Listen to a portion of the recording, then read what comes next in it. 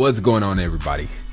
Welcome to the live stream. Today we're going to talk about how to start your own digital agency. First of all, my name is Corey Owens. I've been doing a lot of graphic design, website development, SEO, search engine optimization, things of that nature for about a decade, 10 years. And I've found a lot of success with building my own online business, and I'm in the process of building my own digital agency. And one thing that I've noticed is that there are new businesses starting every day, and there are probably twice as many businesses closing every day. And all of these businesses need search engine optimization, website development, some sort of branding and marketing, and definitely social media marketing and management, in order to survive, in order to grow, in order to thrive. So obviously, I'm not, I alone can't take everyone's business. I alone can't manage social media profiles for every single one of these startups. There are approximately 500,000 new businesses that are started every single month, and even more businesses close every single month. And what I've noticed is those businesses that close usually need social media marketing, advertising, Facebook ads. They even need to just be on Facebook. A lot of these businesses don't have a Facebook profile. Social media marketing, social media management, website development, those kinds of things in this digital space, those are going to be some of the businesses or some of the opportunities that are best for you in this time, because digital marketing is one of the most requested services from not only businesses but entrepreneurs, artists, singers, songwriters, rappers, entertainers. I could go down an entire list of people who need social media marketing. And the truth is, everybody's on Facebook today. Everybody's on the internet, really on social media. And that's where these businesses' attention needs to be. That's where the attention of the consumers are, right? So if you use Facebook on a daily basis, you probably know half of what you need to know in order to start a digital marketing agency. Now, don't let those words intimidate you. Digital marketing agency is not something that is going to take a lot for an individual to learn how to do. We do have big agencies now that have big clients such as Coca-Cola, Pepsi, etc. But they traditionally are known for doing traditional advertising, such as advertising on radio and TV, right? So today I'm going to talk about a few things. One, the importance of Facebook. Two, the importance of having a website. Three, how easy it is to set up a website. A lot of people think it takes a lot of coding, a lot of development experience, and it literally takes none of that to get a professional website online. And I'll show you how that's possible. We're going to talk about the importance of Facebook and what Facebook is, what Facebook isn't, what Facebook does, and how that affects you as a consumer, or in our case today as the product. You're technically a product of Facebook unless you are a business advertising on Facebook, using it as a platform to reach the consumers, the people who are looking to purchase or buy or subscribe to your products and services, right? So what I'm going to do is I'm going to go ahead and jump right in and get started with why Facebook is important. I will be watching this live stream from my phone, so I do have access to your live comments. If you guys have any questions throughout the stream, if you end up watching the stream at a later date, watching the replay on our Facebook page, still you can go ahead and post a comment below to ask any questions you have while I'm doing the broadcast. You can always come back and watch this broadcast. We'll have a link at the end of the webinar pointing you to a web page where the live stream replay will be posted. We'll be most likely moving this stream from our Facebook page and sharing this on our website.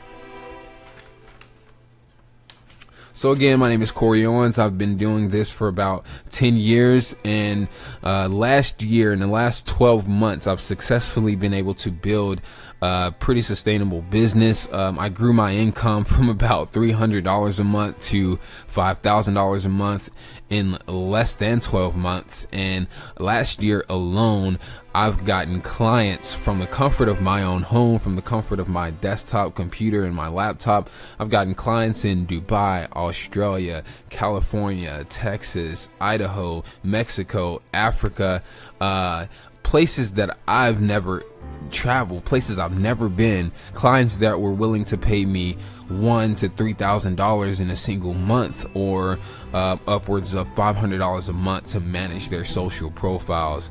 I've built out hundreds of websites in the last 12 months. So this last year alone, my business has grown tenfold, and I've simply used Facebook and my iPhone to grow my business. I've spent $0 on advertisements, right? I've spent $0 on marketing myself. I've used free social platforms, Facebook, Twitter, Instagram, and of course my website, which costs me about $16 a month. And that's pretty much the only investment you're going to make throughout this process if you decide to build your own digital agency. So who is this for? This is for, obviously, someone who wants to build their own agency. This is for the kids that, the people that do have experience in graphic design, website development, search engine optimization, digital marketing, advertising, and this is for people who have experience in Facebook. So unless you don't use Facebook, you are one of those people. You are the person who has experience in Facebook because you're watching this stream on Facebook right now. So if you've been using Facebook for at least a year, you know enough to get your feet in the door in starting your own agency. What you'll learn throughout a course that I have available, where I teach you how to start your own agency, where I teach you how to set up your own WordPress website, where I teach you how to connect the two, you'll learn enough to be able to, one, build your own business. Obviously, I love for you to do this for yourself, to kind of act as your own agency to help find the people who are qualified to buy your products and services, so that you can build out your own brand. You might have a band, you might be a rapper, you might be an entertainer, an artist, a writer. You might be an entrepreneur. You might be a small business owner. You might sell products like t-shirts or, DIY products, whatever it is that you have to offer as a product or a service. You might sell digital products. Well, this is perfect for you so that you can know exactly the steps to take to build out your own influence on social media and generate traffic to your website, and start targeting an audience who's qualified to buy your products or services. At the end of the day, as an entrepreneur or as a self-employed individual, you've got to get the people to your website to pay for your products and services so that you can obviously survive as an entrepreneur. Two, this is for the people who might be interested in getting a job or starting a career and working for an agency that already exists, such as VaynerMedia, right? So if you're not interested in starting your own agency and learning about SEO or learning about website development or how to get into branding for businesses or social media marketing, well, you can learn everything in this course or everything in this program and, basically put these certificates on your resume, take your experience to an established agency and potentially land a job making upwards of $120,000 a year. 3, this is for a person that might not necessarily want to learn SEO, website development, graphic design. Maybe you have one of those skill sets in this digital space. Maybe you have none of those. One of the big benefits of taking this program and learning how to build your own digital agency is that you can outsource all the services, all the skills, all the jobs that you don't necessarily want to do, you can outsource those to people who are already good at them. So you can find people in your community, in your city, who have experience in website development, who have experience in networking, who have experience in graphic design, right? You can find people in your city that have experience in branding, photography, cinematography, such as, video editing, and recording video, high quality video for your potential clients. So when you build out an agency, you can partner with other people who have these skills to help you build out the services that an agency would generally offer to a bigger brand or business. Or you can outsource through Facebook, through LinkedIn, through outsourcing websites to find those people who are qualified and have the credentials to provide these services, and you take the profit, right? So you might be that guy who says, I don't want to do any of the hard work. I just want to build and own an agency. That would be cool.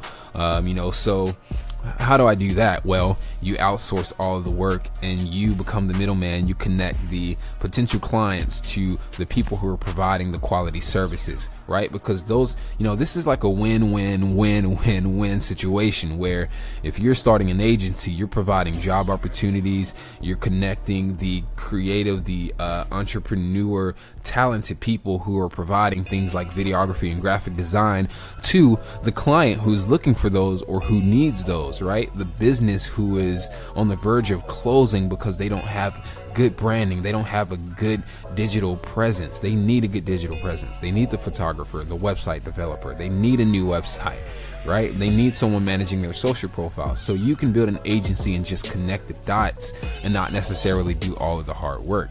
So essentially this is for everybody. If you're on Facebook trying to get exposure to something that you're trying to build, this is definitely for you. You don't necessarily have to build an agency, but you can learn everything that you need to learn about what an agency does for a client so that you can apply this to your own business. So again, drop any comments in the comments below.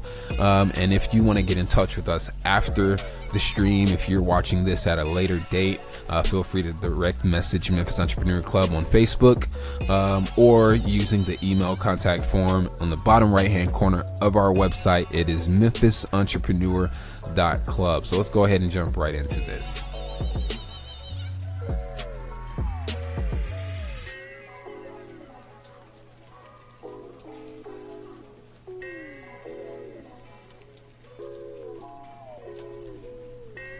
So, why is Facebook so important for marketing, for businesses? Why is Facebook such an incredible platform?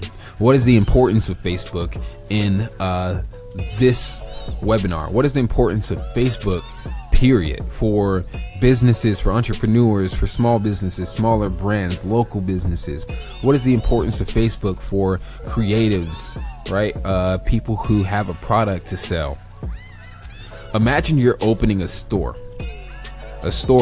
a physical location, a brick and mortar. And in this store you sell, beard products, right?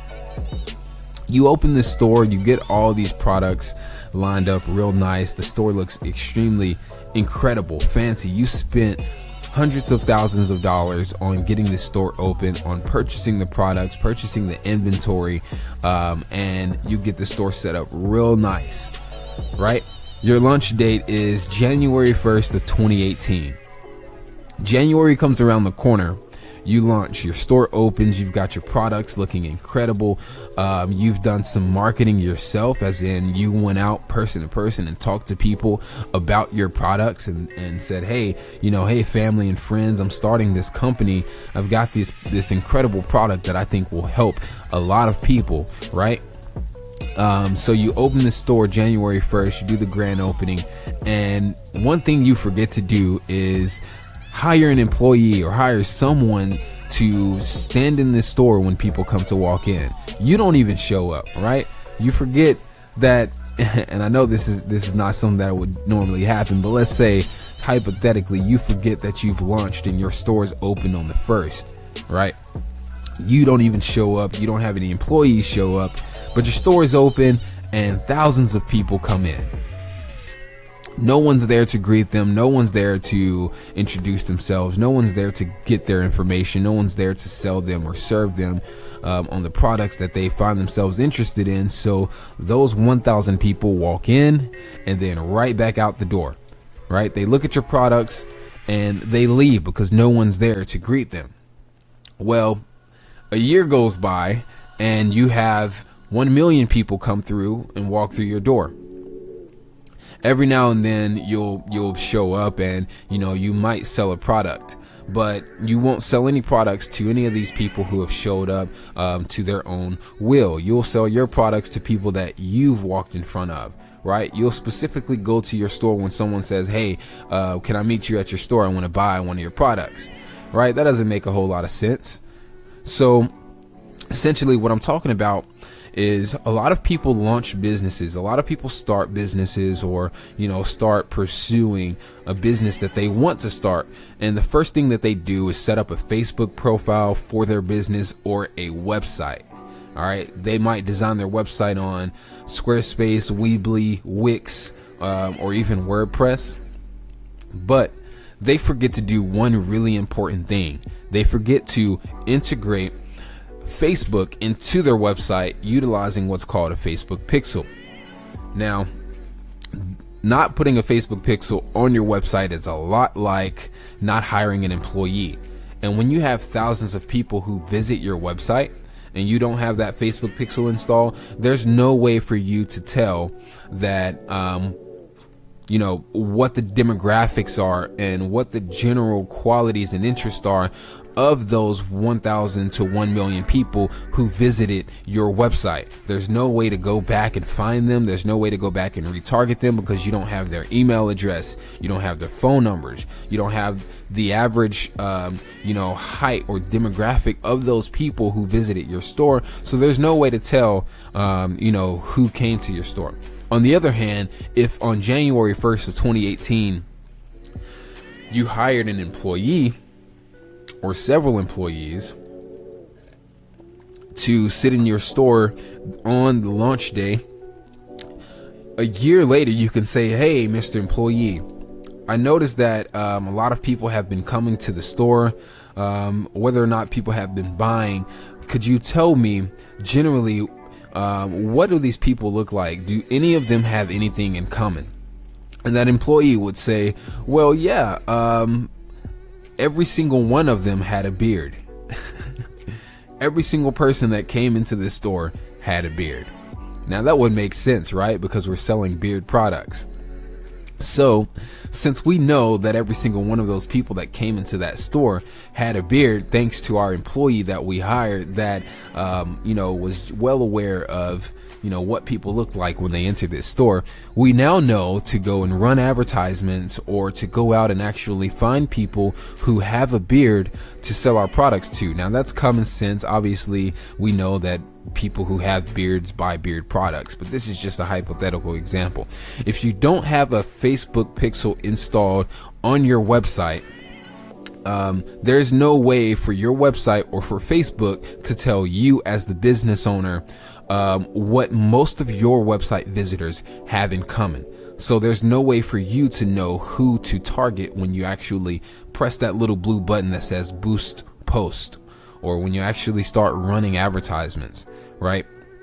So for yourself, you might be trying to grow your business as a producer, as a designer, as an entertainer. And there are very specific people who are interested in your work. All right. So I see a lot of people making a huge mistake on Facebook.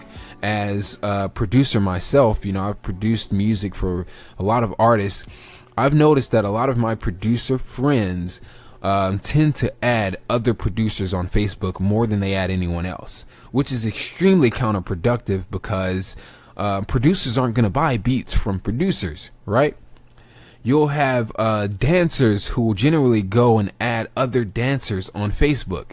And if you're trying to sell a dance course and 50% of your friends on Facebook are dancers, what are the chances of those dancers actually buying your course? So you're targeting other people who do the same thing you do and who are likely to offer the same product or service, which means that they're not likely to click on your offer or opt into it. I see a lot of entrepreneurs and a lot of people who are into, affiliate marketing, adding other affiliate marketers on Facebook, which again, counterproductive, because someone who's a part of what is it, Amway or whatever those companies are called, is not going to join your, I don't even know the name of some of these affiliate marketing companies, but they're too busy trying to promote their products and services to join your company, right?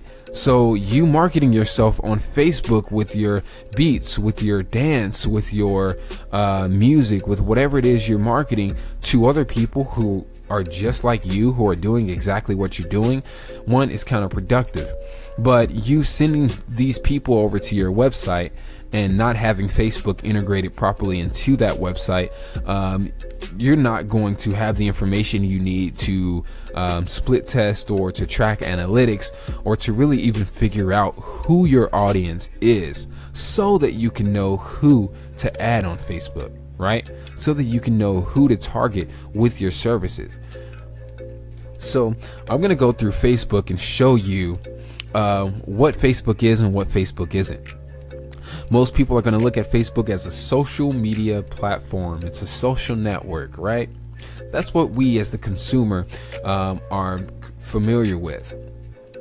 Facebook is not a social network. And of course, before you start yelling at me, yes, Facebook is a social network, but it's a few other things before it will be considered a social network. Here's what it is. It's a business platform. Shout out to Ty Lopez right here on my news feed. It's a marketing platform. It's an advertising platform, and it's a data center. All right. It's all of those things before it's a social network. It's also a search engine. All right. So everything that happens on Facebook happens in such a strategic way that it tracks your everyday moves. Every move you make, every second of the day, it tracks everything that you do to generate this data, these data points that can be sold to businesses who want to figure out who their audience is, right?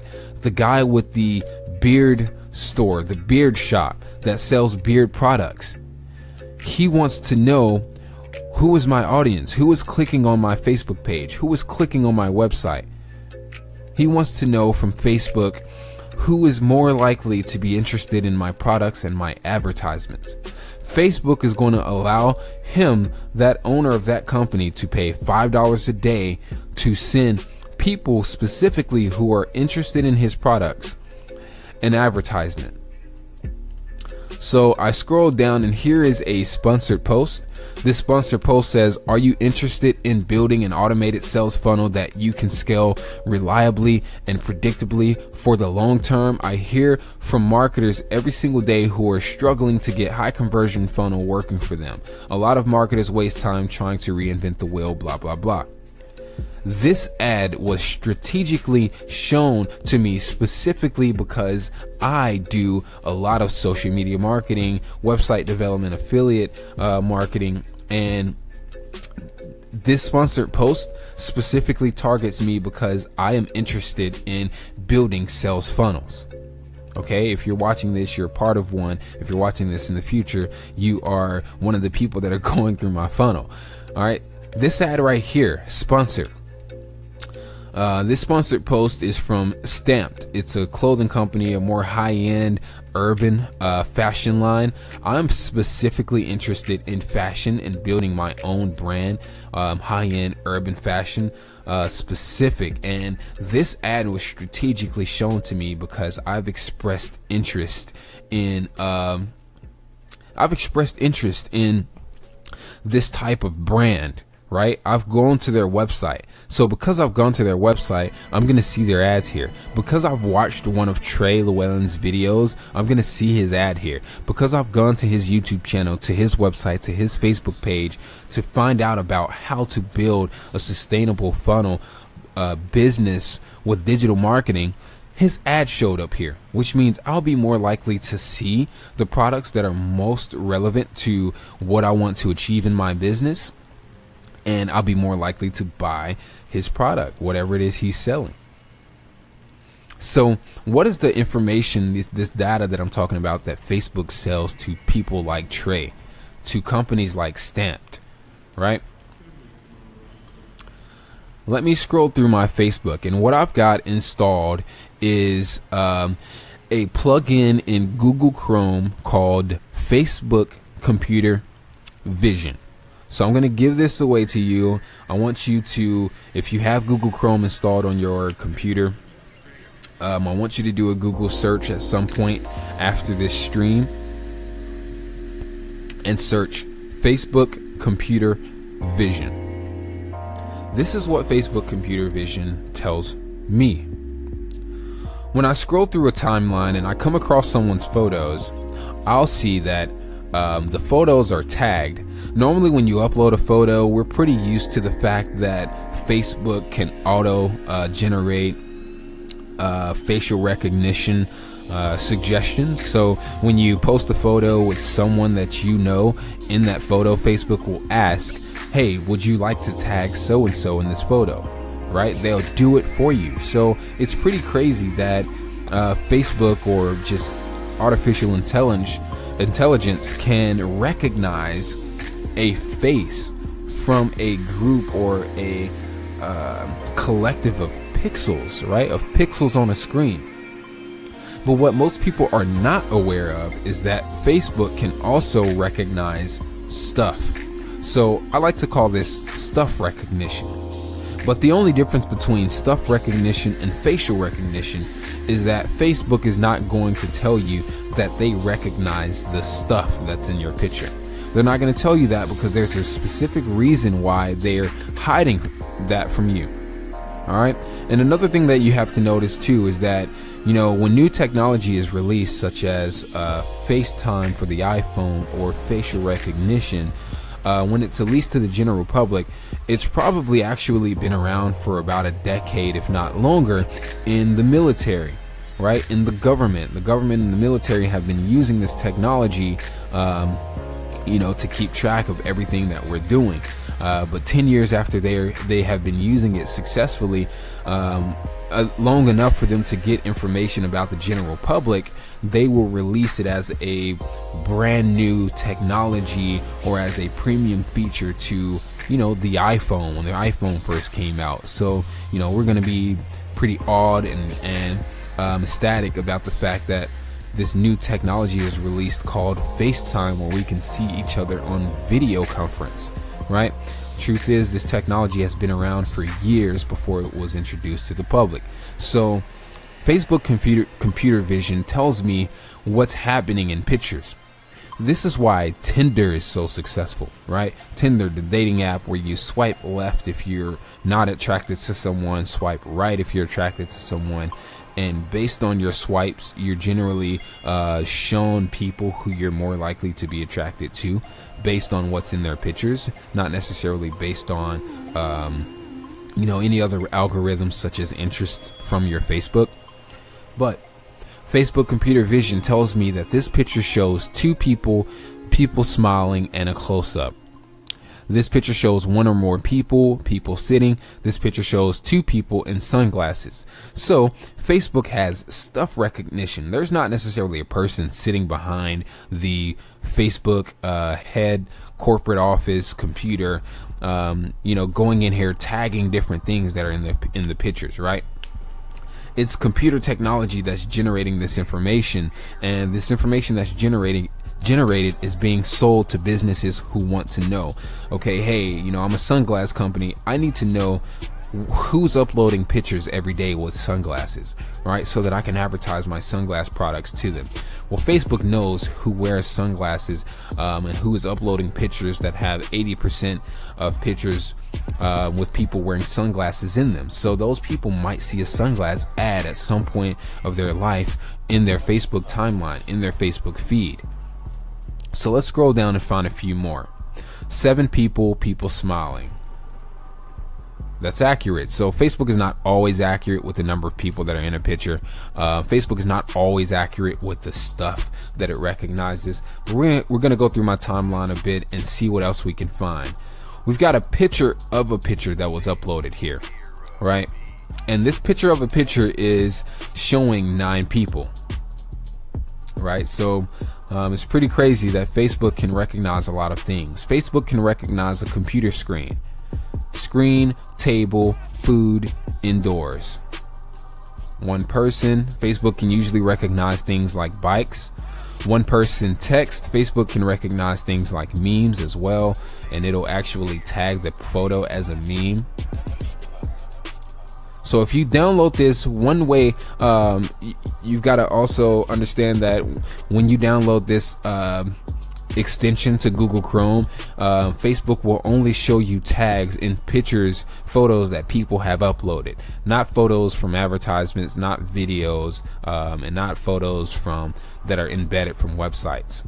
One person close up indoors, 4 people smiling, shorts. All right, so Facebook knows that these people are wearing shorts and outdoors. So that's crazy that artificial intelligence can analyze the pixels in an image and decide whether or not a person is wearing a particular piece of clothing.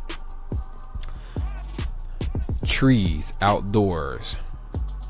One person, even though it's not a real person. One or more people, indoors. Wow, very cool environment. Food. So I'm gonna try to find. I'm gonna scroll through here for a second to see if I can find anything about something that is a little more complex, like a bicycle or a beard or a baby.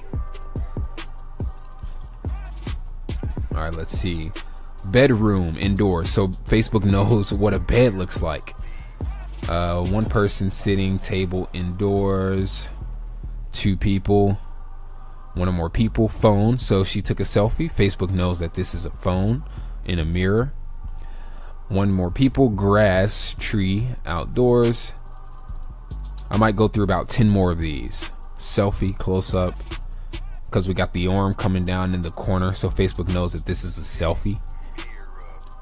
All right, here's a big one. One or more people, child, outdoors, nature. 2 people smiling, tree, shoes, outdoors, nature. Selfie, people sitting, close up, sky. Right? This is a computer generated image that has text, cloud, sky. So Facebook is pretty accurate when figuring out what the heck is in these pictures.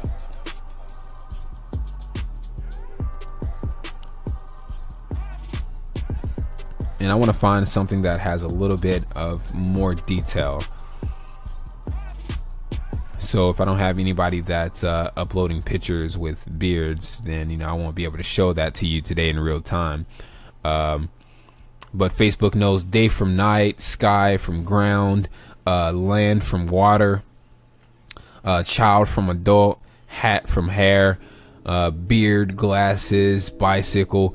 Facebook basically takes all this information from the photos that you upload. So think about what types of pictures you personally are uploading or have uploaded.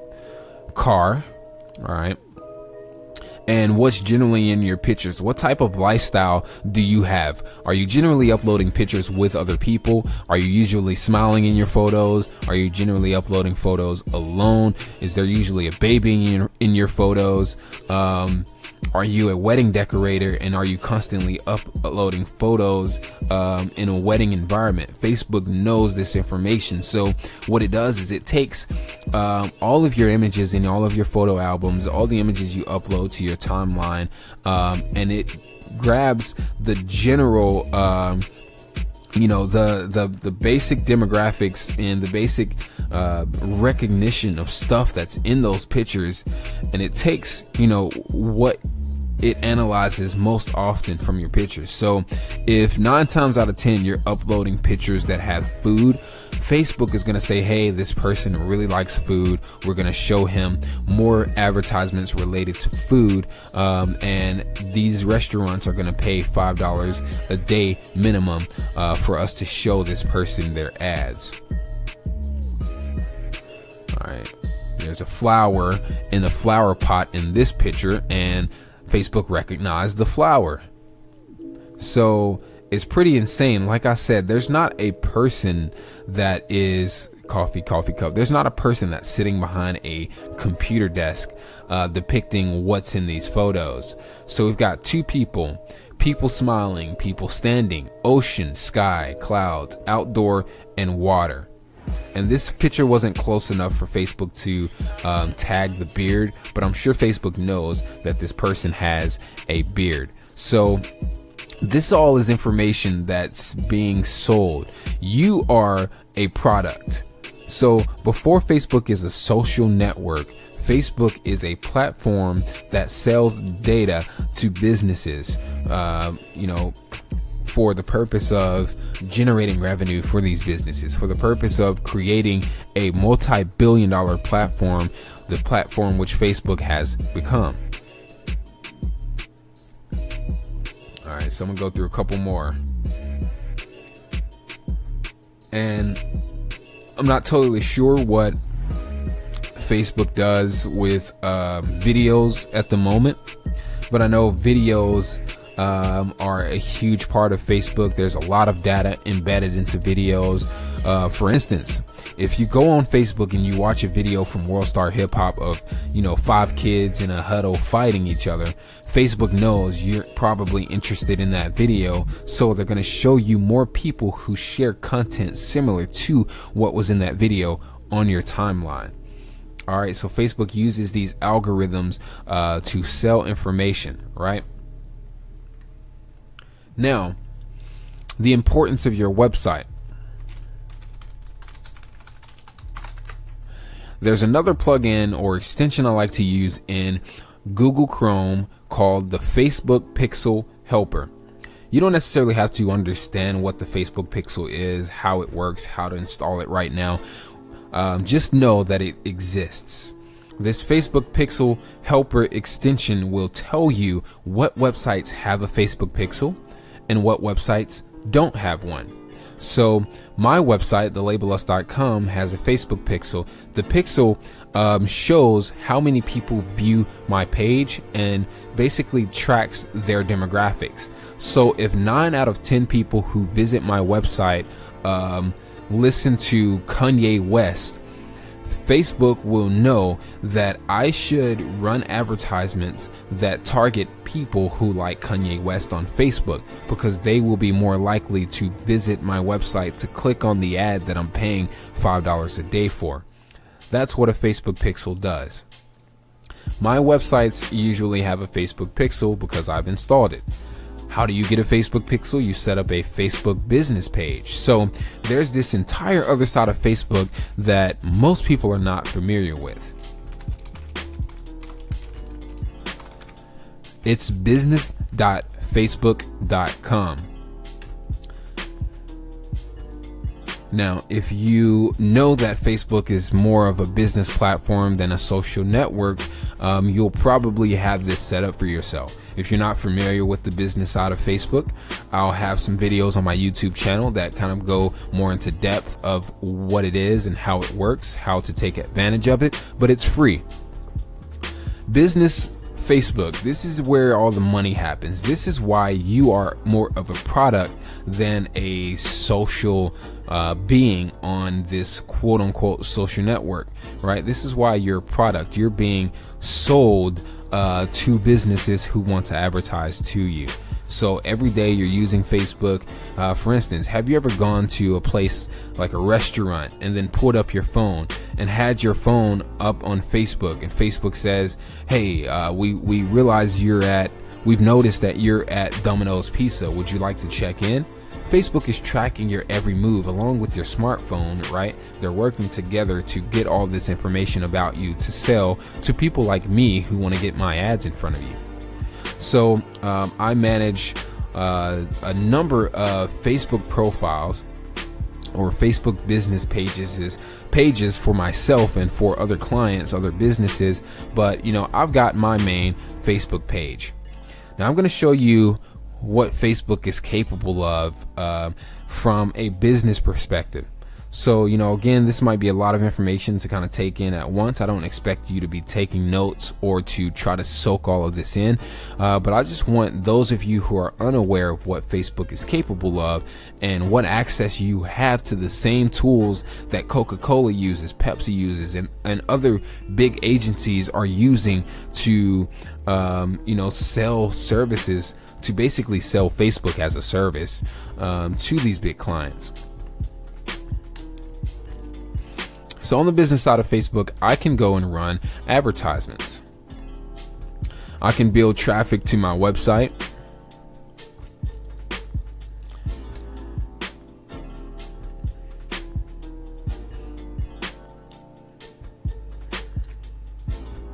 I'm going to wait a second for this to load. So it's pretty complex. There's a lot to learn here. But I'm just going to kind of go over some of the basics. So let's say I want to build traffic to my website. I'm going to scroll down and I'm going to create a new audience that I want to build traffic that I want to target. So let's say we have a t-shirt, a t-shirt store, e-commerce, Shopify or WordPress website that we use to sell our t-shirts. Our t-shirts are for entrepreneurs. They have motivational quotes on them. So what I think I'm going to do is create a Facebook page for my t-shirt brand, and I'm going to boost posts. I'm going to run a $5 ad or a $100 ad targeting people who are entrepreneurs, because that's who likes my products or who are more likely to click on my link to buy my entrepreneur related t-shirts.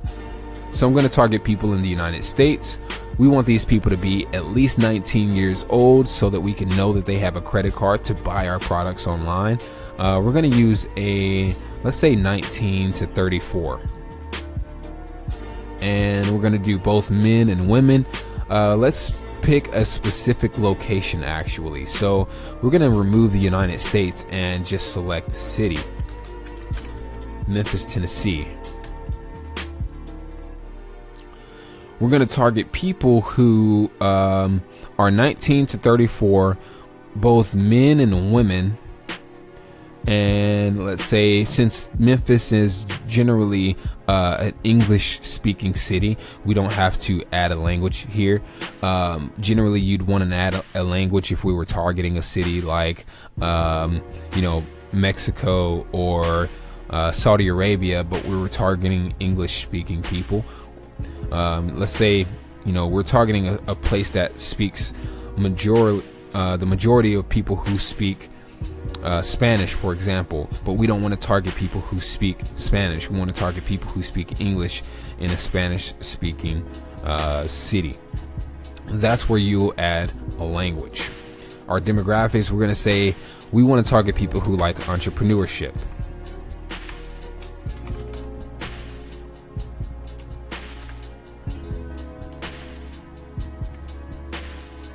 So in Memphis, Tennessee, we have a 25-mile radius, men and women between 19 and 34.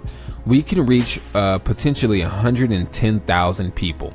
So Facebook, the business side of Facebook, can tell me in real time where very specific people are.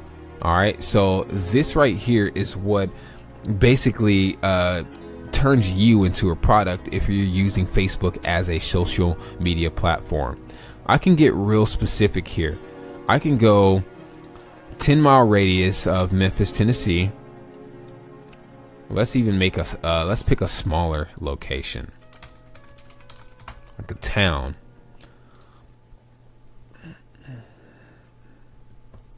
All right, so let's do Collierville, Tennessee, 10-mile radius.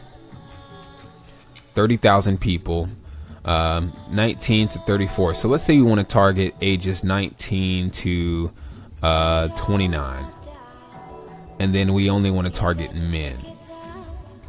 There are 9,600 people that we could potentially reach in Collierville who are between the ages of 19 and 29 who are men. Let's go and add English,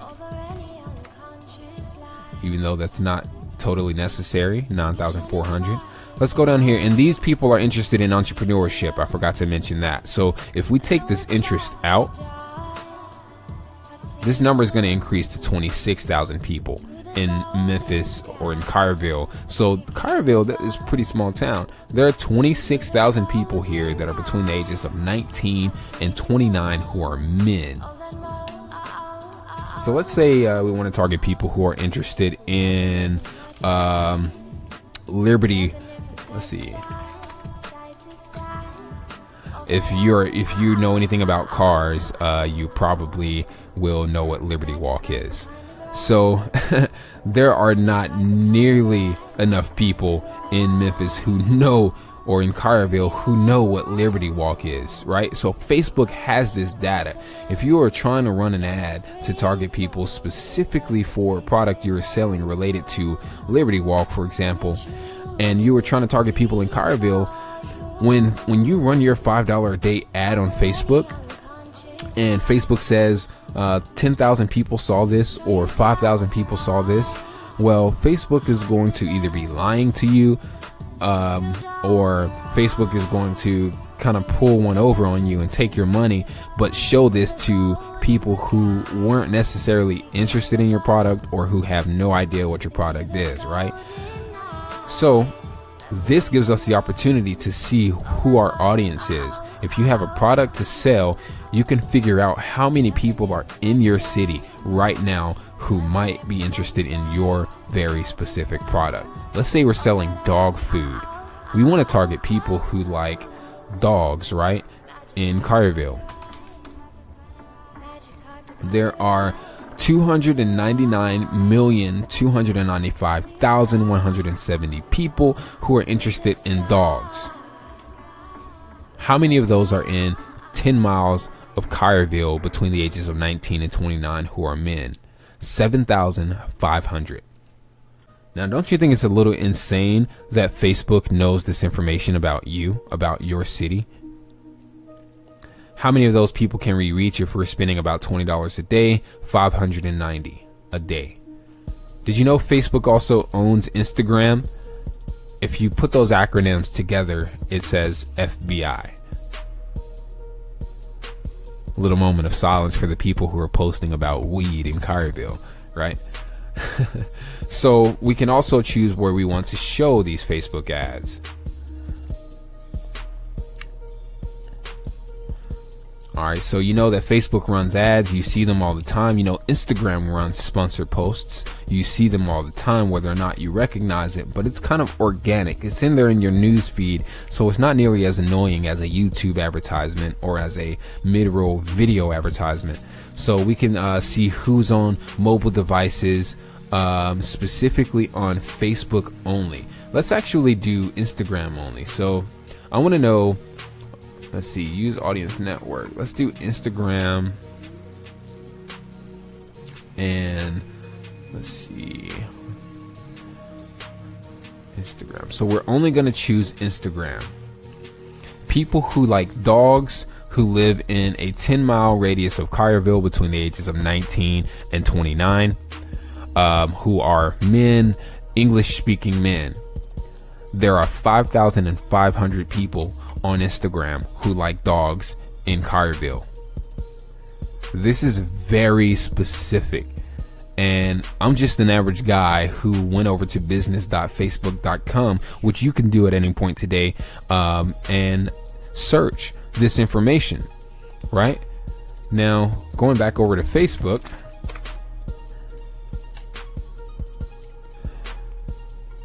I want to see if I can find a picture that has a dog in it uploaded by someone. Shout out to Matt Poches and Ty Lopez right here. So these two people are wearing eyeglasses. Facebook knows to show eyeglasses related advertisements to these people on their Facebook profiles. So I'm going to scroll through. I'm going to find about 10 posts. I don't know how many of my friends upload pictures of dogs.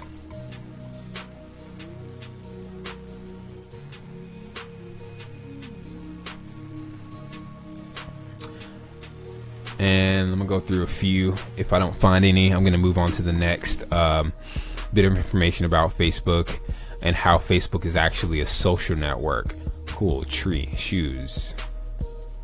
All right, here's a cool one. Cloud, ocean, sky, outdoors, water, nature. So generally, if someone uploads a picture that has an animal in it, Facebook can detect using what we are familiar with as facial recognition, like species recognition, right? So if someone uploads a picture of a dog, Facebook knows that it's a dog. If someone uploads a picture in a baseball arena, Facebook knows that it's a baseball park, right? That you're interested in baseball. So every environment that you've uploaded a picture in, Facebook has pretty much tracked that information about you. You can't go now and just delete all of your pictures and say, oh, I don't want Facebook to know anything about me, because they've already added that information into their system, into their database. All right, so I'm going to go over here and show you another real cool thing about Facebook and how it's a social, it's a search engine before it's a social network. So everything that you post, yeah, appreciate it, Terrell. Very valuable, right? Everything that you post is tracked. The letters, the words, the topic. So this person saying, now y'all better hope I don't get a hold to a beautician and some scissors when it gets hot. Hair's too thick for me. This person says, come to inception to reap the benefits of the mind and body as well as enhance your potential. Facebook knows that this person is basically trying to sell something, so they're not likely to, Facebook is not going to be quick to show this post to a lot of this person's friends because Facebook has analyzed what he's typed here and probably assumed that, hey, he's trying to get business for free on Facebook, right? So we see that his engagement is really low. So unless you understand the algorithms of Facebook, it's going to be hard for you to get this, to get your posts in front of the right people. Check this out. Facebook knows that this guy is in water because it says swimming here. So, I really wish that I could find one of a dog. Facebook usually knows when a baby is sitting or whether or not you're inside of a car, a house, a bedroom, a garden. But let's go ahead and move on to how Facebook is a search engine. So everything that you post is tagged. Every word that you share in your post, every sentence that you make, Facebook analyzes those sentences to figure out what type of life you're living, what you're specifically doing in your pictures, what you're up to, what you're thinking about, what you care about, what you like. And I can search people's public posts in real time. So this is one thing that I've done to build out my business as a website developer. I've searched specifically, anyone know web design, right? Of course, I don't write the entire sentence because everybody's not going to type it out the same way. If I search, anyone know web design? First, what's going to show up are the top posts from my friends that I've already engaged on.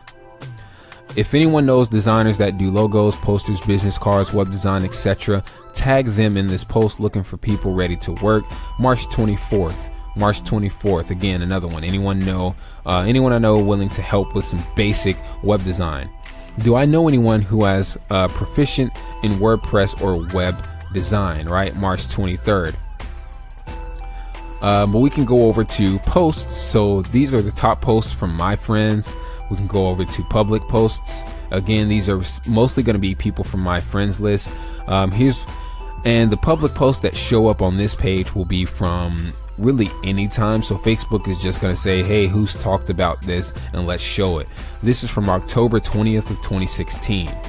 Anyone know a website designer? So the words that are highlighted are specifically the words that I've searched in the search bar of Facebook, right? So Facebook is now a search engine, the same way you search for something on Google. All right, so I'm going to go over to Google and type out the exact same thing.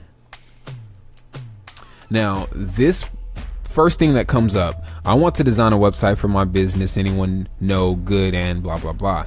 Why you should not hire a website designer is the second thing. So, basically they're trying to tell you not to hire me on Google. You're going to find blog posts. You're going to find advertisements. Sometimes you're going to find a lot of blog posts that are not specifically people looking for web design. So if I'm a web designer and I'm searching for people who want to buy my services, I would normally think that Google would be able to show me exactly what I want to look for, exactly the people that are qualified to buy my services. No, Google is going to show me high ranking websites that are most related to the search terms that I use. And usually these people who are posting these blog posts, why you're not a web designer, 12 tips for becoming a web designer, how to decide if you should be a web designer, they're trying to sell you something at the end of the day, these people who are writing these blog posts. So not only are these pages not qualified leads for me to build my business, they're counterproductive in the sense that I'm not going to be able to find exactly what I'm looking for as far as a target audience.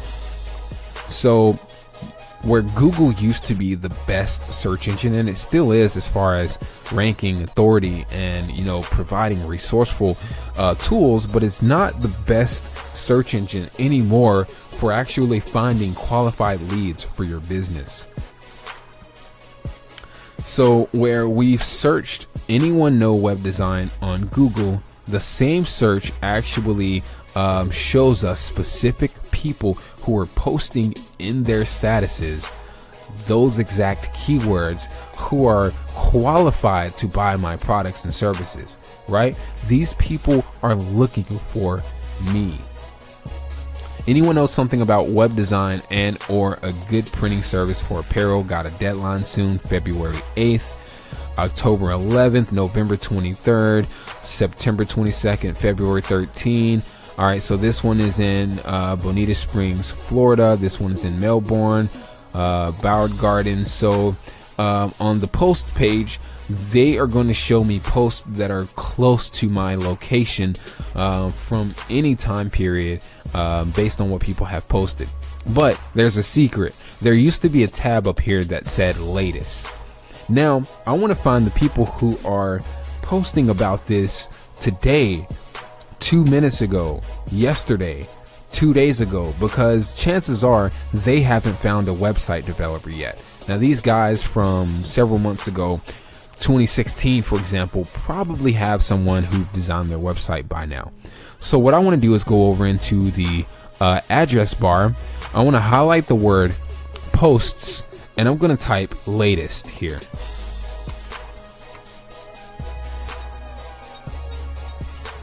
Now, Facebook may have removed this as a tab, but you can still change the URL to do a custom search in Facebook for the most recent posts.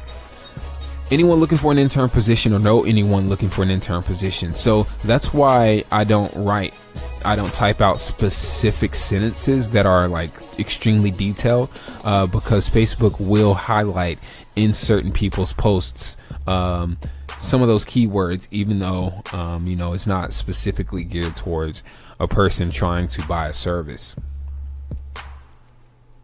So 7 hours ago, anyone in my friends list who knows about web design, or anyone who could do me a web page, tag away. So this person says, or anyone who could do me a web page, tag away. Guess what? This was posted 7 hours ago. I'm going to right click on this guy's profile and let's see where he is. He's definitely not my friend. I've never seen this guy before. This is pretty nasty. We've never met. We've never connected. We don't have any friends in common. I can't see any of his friends. I definitely can see a lot of what he's uploaded publicly. He lives in Rotherham, United Kingdom. I have three clients in the UK who I've done a website for using this exact strategy that I'm using right now to search for people who are literally searching for my services. So what I would generally do is I'd react to his post. He's going to be like, hell, dude, how did you find me? Because we're not friends on Facebook.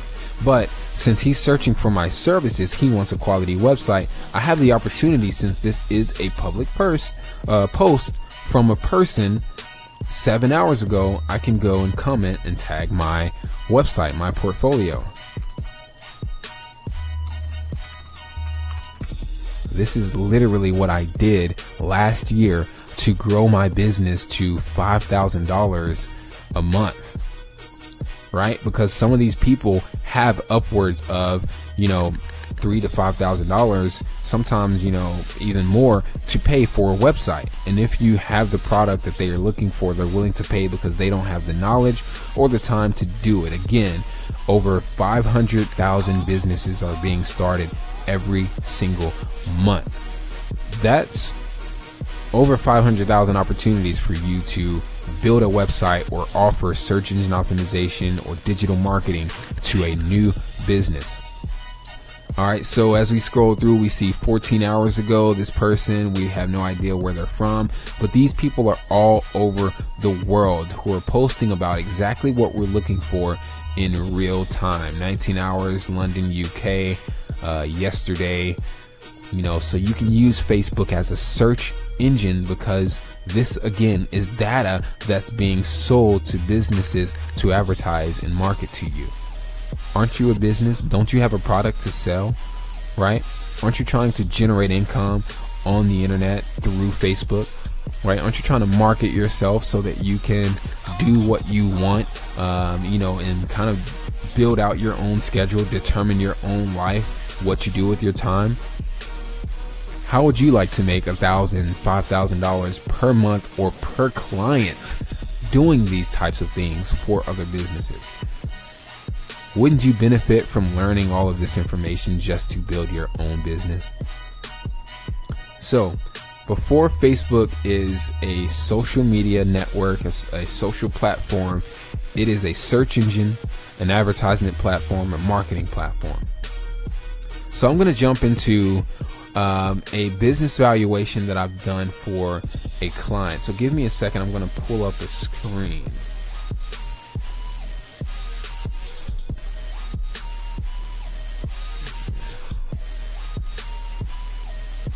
Forgot to do this last night, but I did set this up.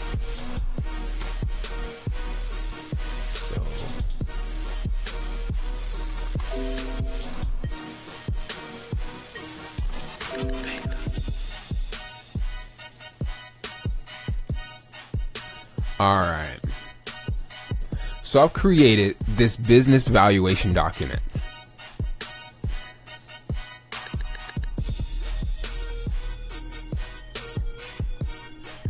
This document I've made available on my website for free. At the end of the webinar, I'm going to post the link in the copy above this video so that you can visit this website and download this asset. Right. For now, I'd just like for you to follow along and watch basically what I've done to basically show a local business, a local chiropractor, what they're doing right and what they're doing wrong on their website, on their social profiles, on their Facebook, on their Twitter. What they're doing right and what they're doing wrong on Google. So I know you can't really read this text right now. The red is pretty much everything that they're screwing up. The green is everything that they're doing right. So when reaching out to local businesses to offer your services or to help them build out better awareness and influence on social media, it's definitely important to not only point out the mistakes that they're making, but also the things that they're doing right. This does two things. This proves that you have authority, that you know what you're talking about, right? This also proves that you're willing to go out of your way and take the initiative, take the steps necessary to evaluate a problem, find a solution, and point it out, right? These people haven't hired me. These people haven't hired you. But the fact that we've gone out of our way to do this on our own free will brings a lot of value to them, because they've hired people to do this for them who apparently haven't done it. So they're spending money for marketing. They're spending time on these social platforms. They've purchased a website. Let's get that out of the way. They've purchased a website. They have a website online, and the fact that they've put money into getting a website means that they want to have more business online. They want to generate more business through said website. Otherwise, if they didn't need or want one, they wouldn't have paid to get one built, right? So this proves that you have this proves instant authority on your end, shows that you have authority in your field, and this shows that you are willing to take action on the front end to delay your gratification, which is going to be a huge value, a huge asset to them, because once they do decide, okay, we want to pay you for your services, then who knows what type of value you will bring once you're actually making money to do this, once you're actually getting paid to do this. So on the front end, one practice I like to make is evaluating businesses and what they're doing on social media and on their website. I create this document in Microsoft Word.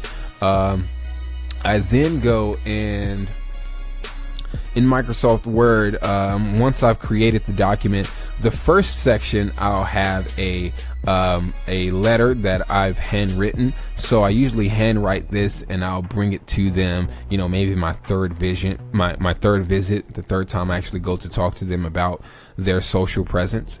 But this second page and this third page, I'll do two things. I'll print it out and bring it to them in person.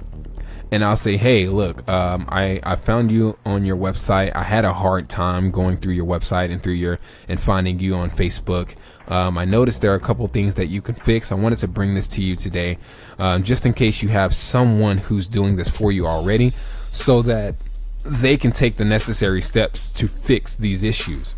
9 times out of 10, those people either haven't hired anybody, or the people that they have hired don't know how to fix these issues, because they would have been fixed already. So that's what builds your authority. Now, before I leave, I say, hey, I also have some files, some documents to send you, including this in a digital format, in a PDF. Please give me a business card where I can contact you, the best email where I can send over these assets. I'm not trying to sell you a service. I just want you to know things that can be fixed. So 2 things: they're going to know that you know what issues they have. They're going to know that they have issues that need to be fixed, but they're probably going to know that you know how to fix these issues, since you've pointed them out in the first place, right? So we take a valuational approach, where we give value and education to the client, to the potential lead, the local business, to let them know, hey, you're a mom and pop restaurant, but digital media is like the now. It's not the future, it's the now. Facebook is the now. If you're not on Facebook, if you're not doing things right on your website, you're leaving a lot of money on the table. You're spending time here, trying to grow your business. And I know every business wants to grow. No business wants to sit stagnant. So Facebook and a digital presence is a large part of that growth, assuming that those businesses know what they're doing on those platforms. 9 times out of 10, they don't. So that's a huge opportunity for everyone that is looking to either work from home as an individual doing this for businesses. You might know a couple of local businesses who could use your help posting the right things on Facebook every day, right? Or fixing their website. And it's not as hard as you might think it is.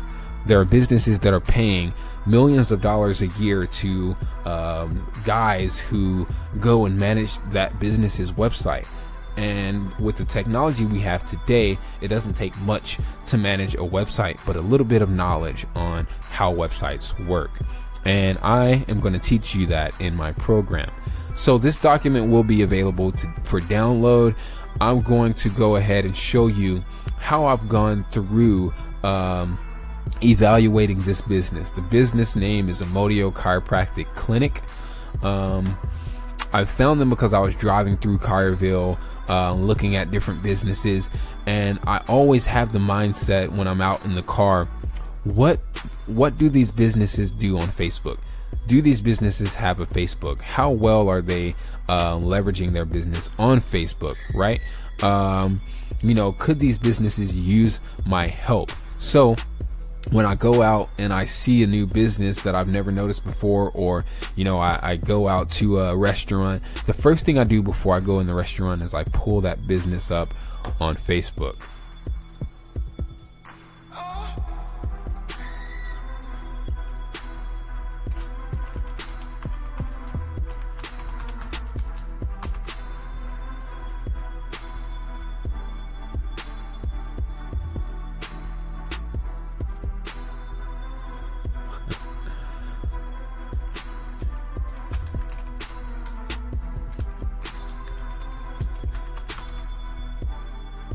So it looks like Facebook is having a little issue here, even finding these people. So let's actually refresh to double check to make sure that everything is good.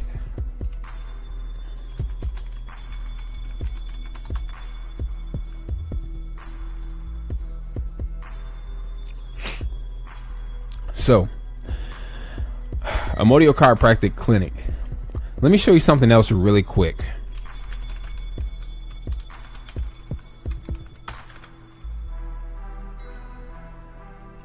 What's going on, guys? Thank you all for joining. So I'm going to go over to business.facebook.com and I'm going to do a quick search in Collierville to see what my audience is like. How many people are actually in this town?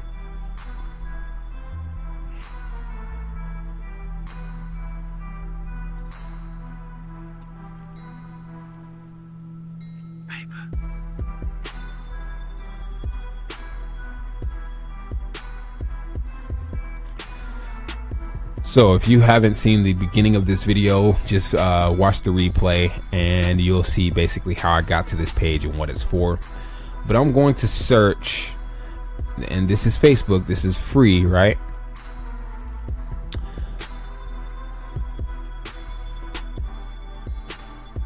So ages 19 to 65 plus, men and women, within 10 miles of Collierville, Tennessee. We're going to remove dogs. And let's see. Right now I've got placements on Instagram. So these are only people on Instagram. Let me go back over to Facebook.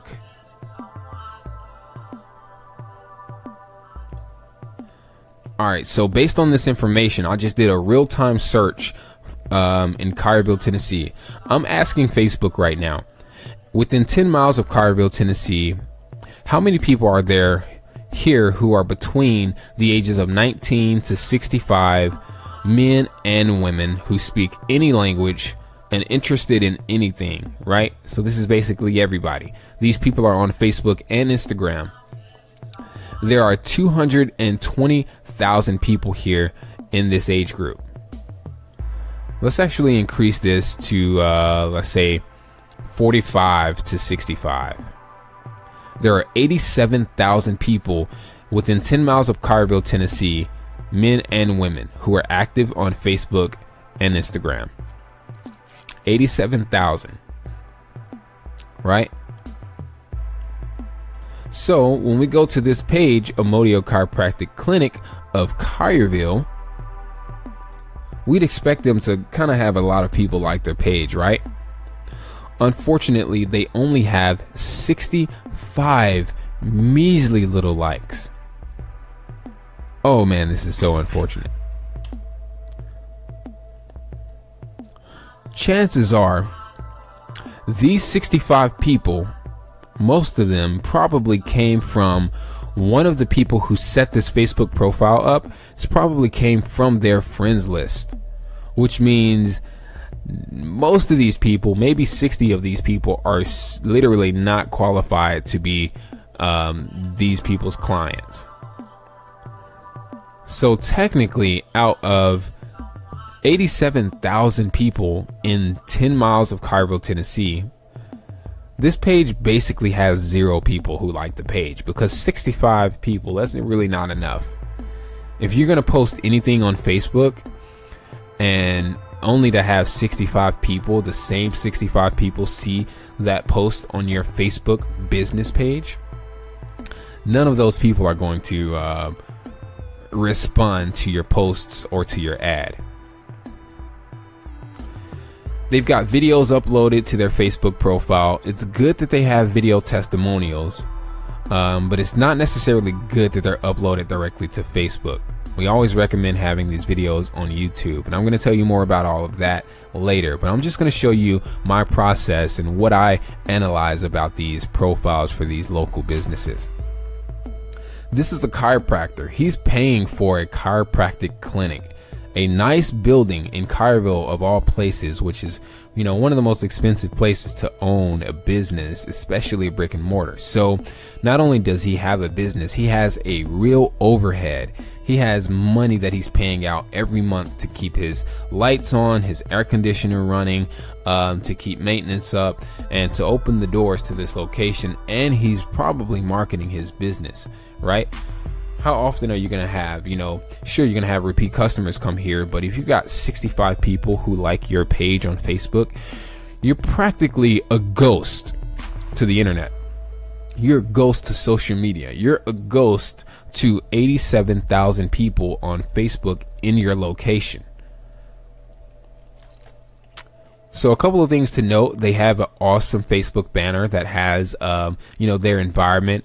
So they've got a really nice, good quality picture in their Facebook banner. They've got 2 pictures of 2 of the people who either own or work in the business. So it's good to kind of have a face to put to the brand. It's good that they're on Facebook. So the fact that they're on Facebook shows me that they want to build an audience. They want to get more exposure. They're actively using Facebook to market their business. They're uploading pictures frequently on Facebook. They've spent the time to take video testimonials and upload them to Facebook. They're on Twitter, right? This is March 20th. 6 days ago, Dr. Steve posted a photo on Twitter. Guess what? This photo is a picture of text. So that's already one bad practice. Don't take a picture of stuff that someone has to read. It's a picture, for crying out loud. Right? So he's got a picture of text. So not only is he taking photos, taking time out of his day to generate content for his social profiles, he's taking photos and uploading them to Twitter. He's got his Twitter link to his Facebook profile. He's going into Facebook, tagging spinal adjustment, chiropractor, with a link to, what is this? To Twitter, right? Get the whole picture and other photos from Dr. Steve Amodio. And he's posting, at least a few times a month. So those are things that we're going to take note of. How often are they posting on Facebook? What are they posting on Facebook and Twitter in this case? Right? February 15th, February 14th, January 26th, January 25th, posting photos. But another thing that we've got to notice is that how many people are liking, commenting, sharing, or reacting to these posts. 0 here, 0 here, 3 here, 1 here, 0, 1 share, 1 comment. This person says, "Is that you? I worked for your dad when you were just a little boy." So this is not a lead. This is a family member or friend who liked their page, either intentionally or through the person who set up this Facebook page. They probably moved their friends over as Facebook fans.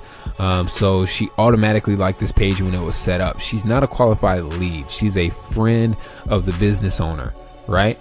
So technically we can say that this is 0 people who liked this post. Guess who shared it? Collierville Health Center. Collierville Health Center is owned by the same people. So they've got 2 Facebook pages. They're actively trying to build an audience on their Facebook page. They're sharing their own posts. That's a bad enough practice that you have to share your own post and you're the only person who shared it and nobody still commented on it. So he's putting in effort to build up an audience to this Facebook page, to a second Facebook page, Collierville Health Center, and he's on Twitter. So he's got 2 Facebook pages and a Twitter. He's taking time out of his day to build up this audience. So this is pretty insane that we found this business who has a brick and mortar, who's in Collierville, obviously established business, and they want to be relevant on Facebook.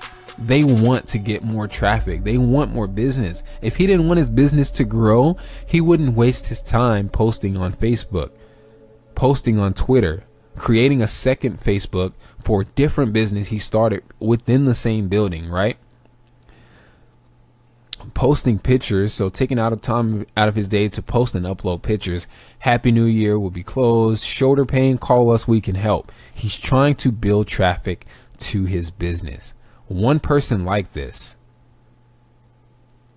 All right, so on average, he's got 0 people engaging on his posts. Those are things that we're going to take note about. Now, why is this important for you? Because you can build a digital agency, or you can start offering this as a service yourself, right? You can start making $1,000 to $5,000 a month. And I like to keep it in that range because most businesses will say they will have a couple of objections. I can't afford to pay you $1,000 a month to manage my Facebook and to build an audience for me to my website. That's not an objection. That's an issue.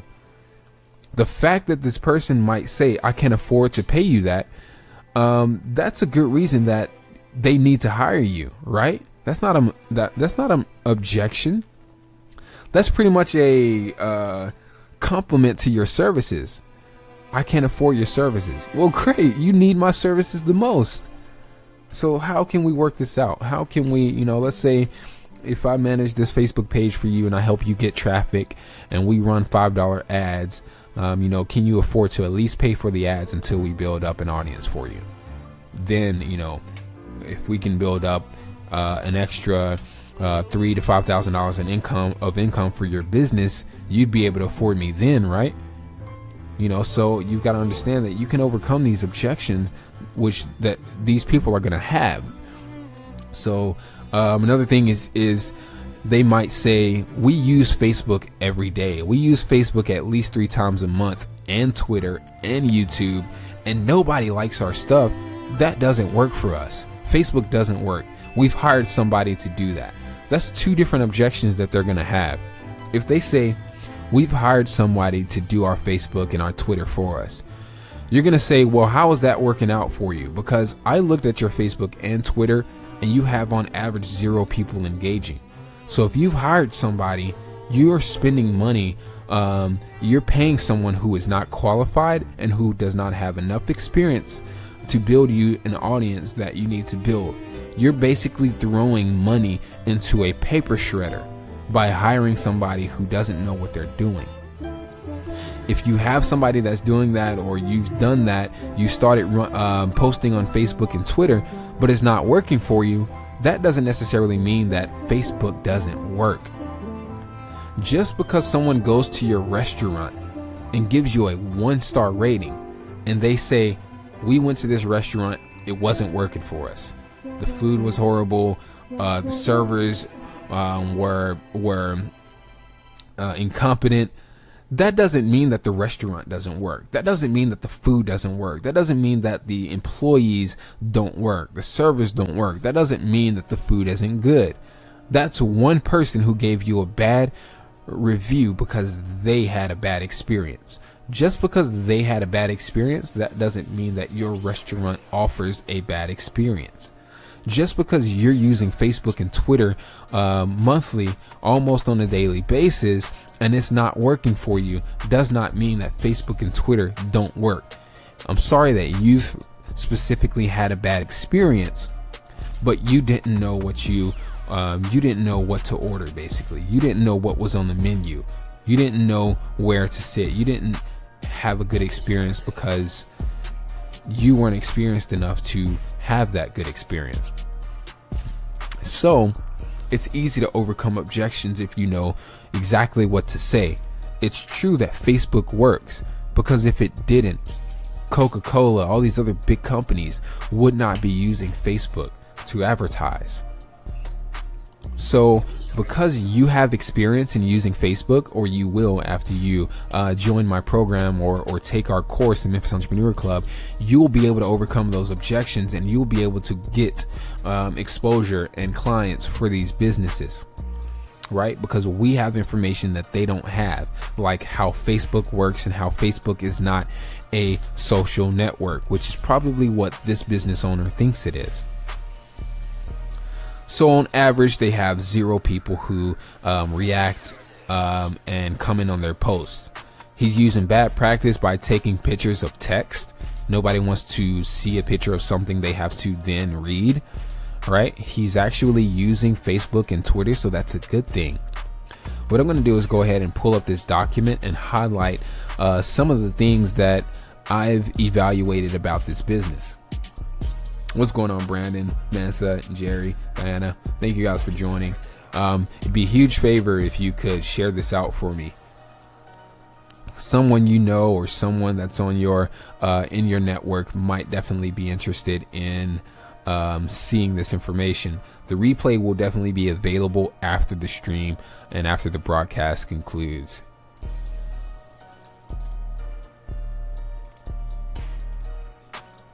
So I'm going to open up, thank you, Brandon. I really appreciate it. I'm going to open up Microsoft Word, and I'm going to show you firsthand this document. So I've got a strategic way of typing this out. I don't give this to the client on the first visit. The first time that I go in to build a relationship with this business owner, I don't just send him something that he has to read. I try to talk face to face with him first, and then I'll put some of this, I'll kind of take an excerpt of this copy that I've written in this document and send it to him along with an email after I visit him for the first time in person. And I'm going to send him some information about what he can do to fix his business if he's not ready to hire me, or if he doesn't want to hire me anyways, right? So this reads, Dr. Steven and Dr. Keith. Below, I've highlighted some areas where I believe your digital presence and influence can be improved. I've separated key features into organized sections to help you best understand the effectiveness of your digital marketing. I understand that your time is extremely valuable, as is your business and its growth. So we're right here, we're mentioning that basically they're on Facebook and Twitter. So their time, business, and growth are all very valuable, and they know that for a fact. They're spending time trying to grow their business on Facebook and Twitter. Valuable time. So I'm going to get right to the point. Now, I type this out in a way that I would normally talk to them. So you don't want to copy what I do word for word. You want to make this your own. You can be creative. You can be explicit. If you are the kind of person that's blunt up front and kind of likes to curse, you like to say fuck every 10 sentences, you don't necessarily have to be that way in your documents and in your approach, but definitely be yourself. Kind of word your approach in a way to let them know that you are that kind of person, because they're going to buy into you and your personality and your honesty before they buy into your services. They're going to buy into the fact that they trust you and the fact that you approach them as your real self, as a serviceman and not as a salesman. Nobody likes to be sold. So imagine having someone come knock on your door and say, "Hi, my name is so-and-so from Digital Marketing Agency. I'd like to sell you a service that I think your business can use. They're going to slam the door in your face. But if you go up to that door and create some personality, I'm going to have to link you guys to a video that you may or may not have seen of this black guy that goes around to this suburban neighborhood and like cleans their doorknobs and basically sells himself as a personality, as a comedian. And he gets these people laughing and cracking up, and they don't buy his product because the product is great, which the product is absolutely incredible. It sells itself, so there was no need for him to sell it in the first place.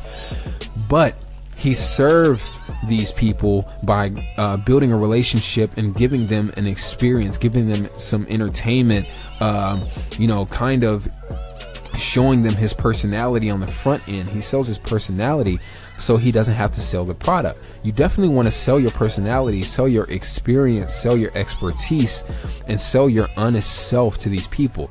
Now, if they don't buy into your services because they don't like your personality, it was not meant to be in the first place. You don't want to work with them. I always recommend going for clients and people who have businesses that you're passionate about, products and services that you're passionate about, because whatever your personality is, if you're passionate about their product or service, your personality and your demographics are the reason that their business exists today. They sell to people like you, so it makes sense for them to hire someone qualified to buy their product, to hire them to run ads and do marketing for them, because you are their target audience, right? Your personality is their target audience. So if you're a goth guy and you want to go and go to whatever's, or what is that other hot topic, a couple places like that to try to offer digital marketing, they're not going to be weirded out by the fact that you're into the goth culture. They're going to say, wow, this guy is actually kind of perfect to do our marketing because he is our audience, right? You want to sell yourself so you don't have to sell the products or services you're offering. So to continue, this is what I would generally say. Why should you care, and who the hell am I to be sending you emails about your marketing? I've noticed that you've been publishing posts at least 3 times a month. That's the average number of times most physical locations publish posts across their social platforms.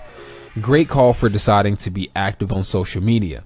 Many businesses have an account set up but aren't active, like one of your competitors, Chireville Chiropractic. So I did a couple of things in this first sentence of this paragraph. I compliment them on the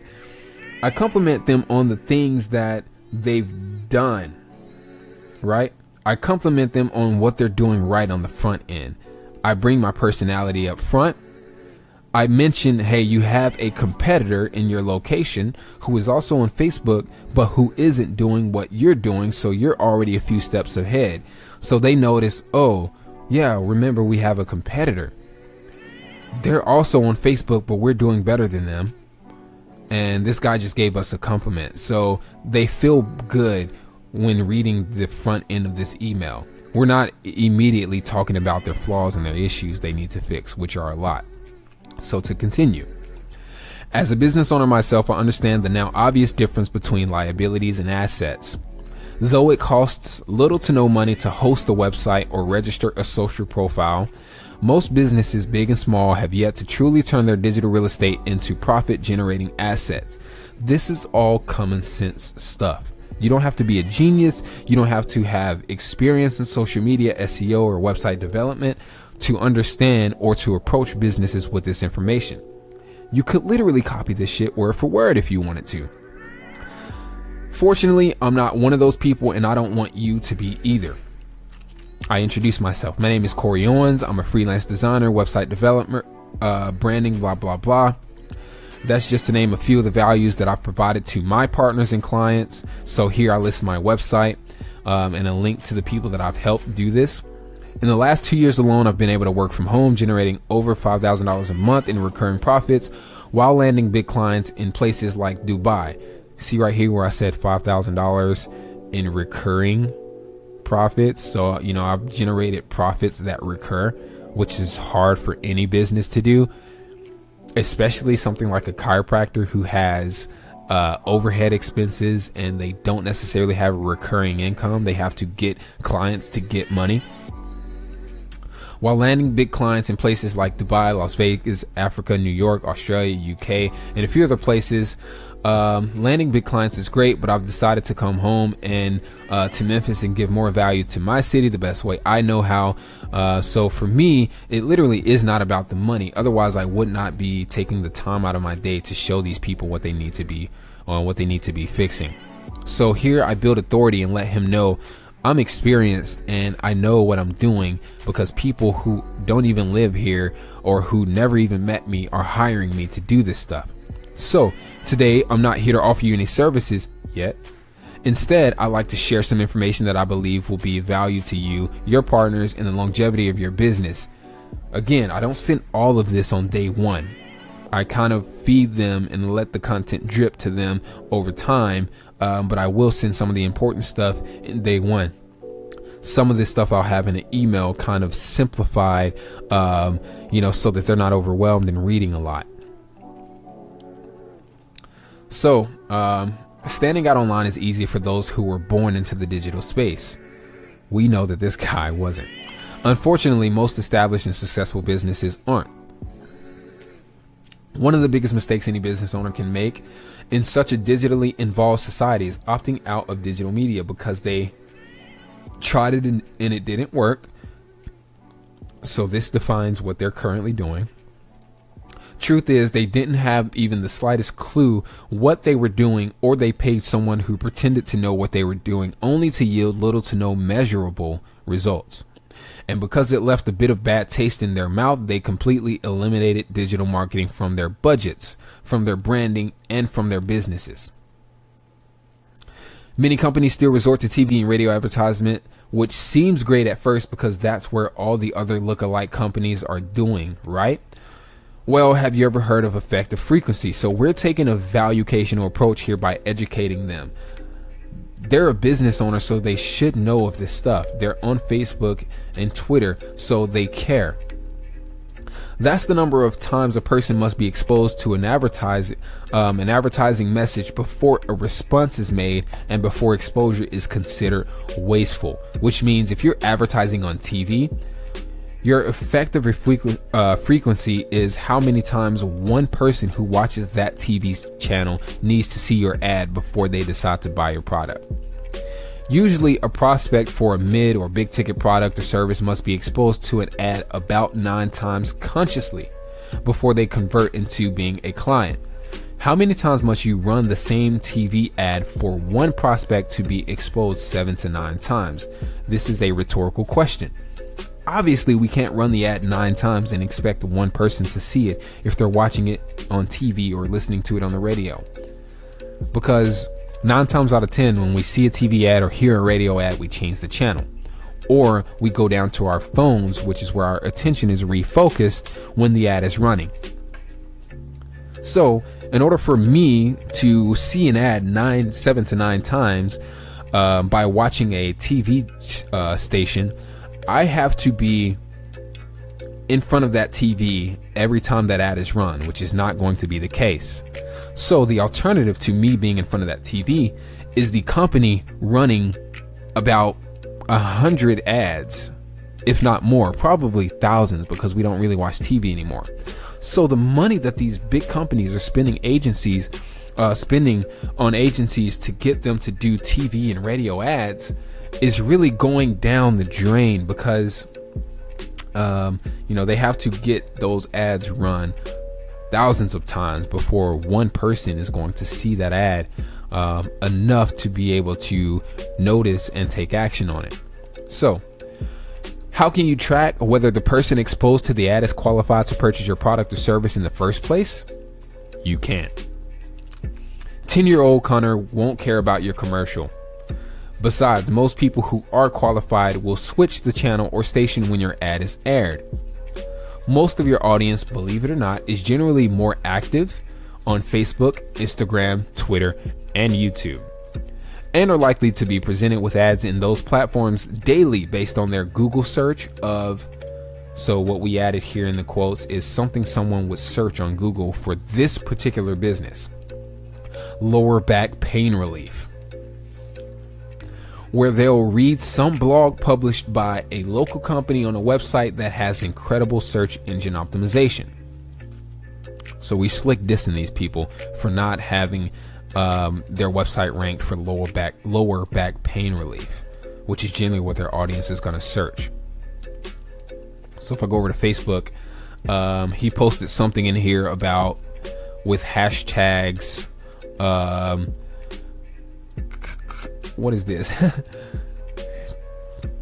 Chironic, CHR. Oh, chronic. Okay. I thought it was going to be chiropractic. So chronic back pain, chiropractors, adjustments. What else we got here? Shoulder pain, chiropractic. So they're trying to use hashtags. They think that this is how Facebook works, right? This is Instagram, right? And nobody really posts anything about back pain on Instagram. And nobody searches for hashtags on Facebook, so they don't know what they're doing. Weight loss, hot off the press. What is this going to do for your business? Posting a hashtag with hot off the press. No offense to this company, but just thinking in putting yourself in the client's shoes. Spinal adjustment, right? Hashtag spinal adjustment on Twitter and Facebook.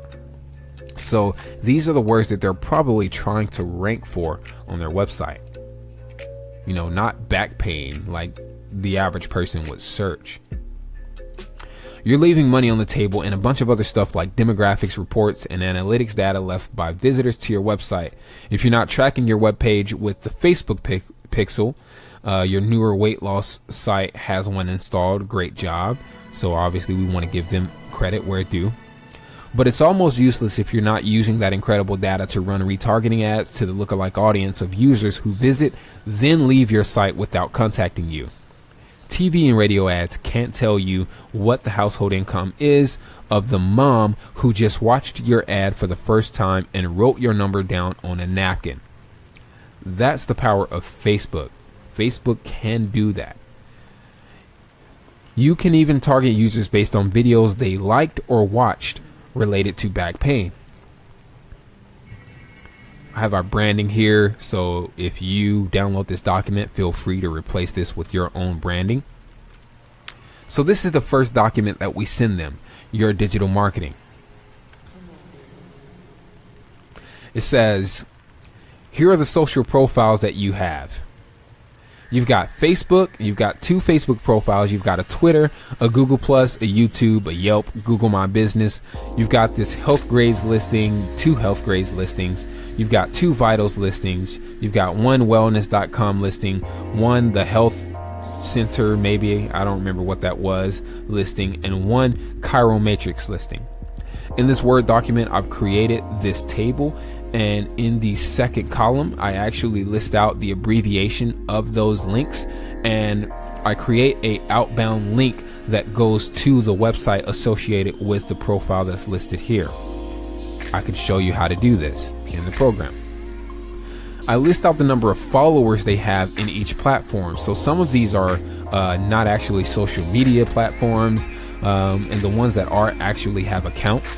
So their followers, when I created this document, were 59 followers on their first Facebook profile, 378 on their other Facebook profile, which probably means they brought over their friends from their Facebook profile to their Facebook page when they created the page, which means those friends, those 378 people, don't actually like the page.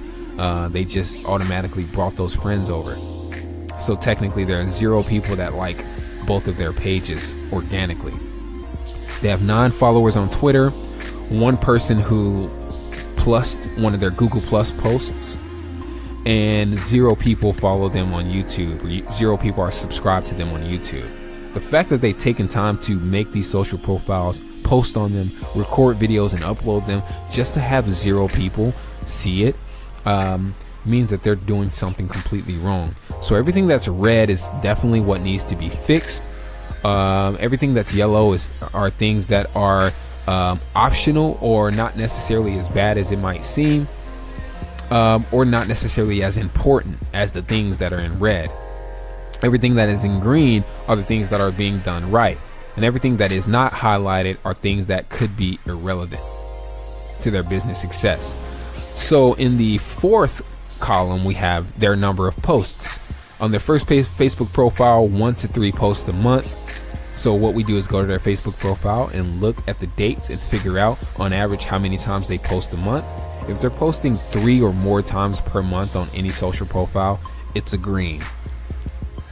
They have literally 1 post on Google Plus, and they have 14 videos on their YouTube channel. If you have 1 video on YouTube, that's a huge plus, because videos are great ways to lead people into your funnel. So they're doing really good by posting on both Facebook profiles 1 to 3 times a month, and on Twitter, which means they're posting 9 times a month on social media. They're active. They're spending their time doing this, or they're paying someone to do this. Unfortunately, the average number of people that are engaging on their posts are all 0. They have about 3 people who have liked 1 or a couple of their YouTube videos, and they have literally 1 person who engaged on their Google Plus post. We find this out by adding up about 30 posts, right? Because we want to do per month. We add up their most recent 30 posts, and we add up the amount of engagement they get on those 30 posts and divide them by 30, right? So in the last 30 posts, let's say they get 3 people who engage on their posts in the last 30 days, or the last 30 posts that they've made. We're going to take that 3 people and divide that by 30, which is going to give us a 0.1% of engagement. Round that down to 0. Ad spend. So if I visited their Facebook and they don't have a Facebook pixel, we know they're not targeting anybody with Facebook. They're not doing any good targeting. But if I visited their Facebook, their YouTube, their website, and I've never seen an ad from their brand, then I know that they're not spending money on advertisements on either of their Facebook profiles. They're not spending money on advertisements on YouTube. We know for a fact. They have no money. They're not spending money on Yelp, because if they did, they'd have a video.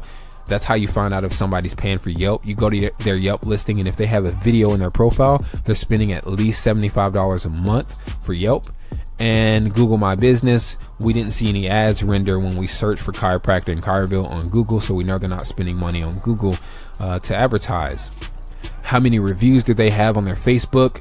1 review.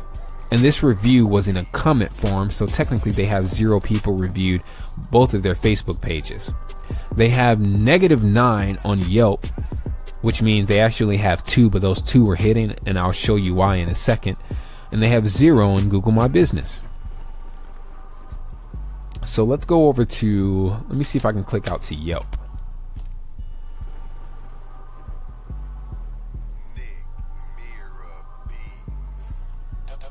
So we see here that they've claimed their Yelp listing. They don't have a video here. They don't have pictures here. No photos added. Their Yelp listing is pretty much garbage. And the first thing that comes up when I go to their Yelp is an advertisement for Natural Potential Chiropractic. This is 2.4 miles away from Emodio, and this is their competitor. There's an advertisement showing up first, 2 of them, before 2 advertisements showing up before these other their own ads, their own reviews, I mean. So let's scroll down a little bit. We'll find that this says 2 reviews that are not currently recommended. We have 2 reviews for 5 stars, 1 in 2012, 1 in 2010. Why were these reviews hidden, and why weren't they recommended? Because these people specifically went and created a Yelp account just to review this specific company. Yelp does not reward people who only sign into Yelp to review a specific company in order to help boost their Yelp listing. So they've got 2 comments that were 2 reviews that were hidden, which is why we gave them a negative. We gave them a -9 in reviews because 2 other people had 5-star ratings. and those were competitors that were displayed as advertisements, which is counterproductive to anybody that visits this Yelp listing. They might as well not even have a Yelp. Scroll down to the next table. I've listed out their website spaces. So web space is their websites, ModioChiropracticClinic.net, and Carville Weight Loss, Carville Health Center, whatever you want to name the second website they have. Are they actively posting blogs related to their services? People are looking for blog posts related to back pain, how to relieve back pain themselves. They don't have any blog posts talking about any way that people can remedy their issues if they don't have time to go into a chiropractor. How many times are they posting blogs? 0. Do they have social media integrated? So yes, they have Facebook and their Twitter and all that other stuff listed in their main website. No, they don't have that listed on their second website. Do they have a Facebook pixel installed on their main website? No. Again, we use that Google Chrome extension up here to find out whether or not they have a Facebook pixel. Yes, they have a Facebook pixel on their second website. Are they capturing emails? Yes and yes. So green, they're doing good by capturing emails. Email marketing is still very huge. Green, they have a Facebook pixel on one site. No, they don't have one on the other. It's red because they definitely need it. We recommend it. It's yellow because depending on what their goals are in blogging, they may or may not need to do any blogs, but it's definitely recommended. Let's continue down to Google. So again, I'm gonna go actually to their website and show you.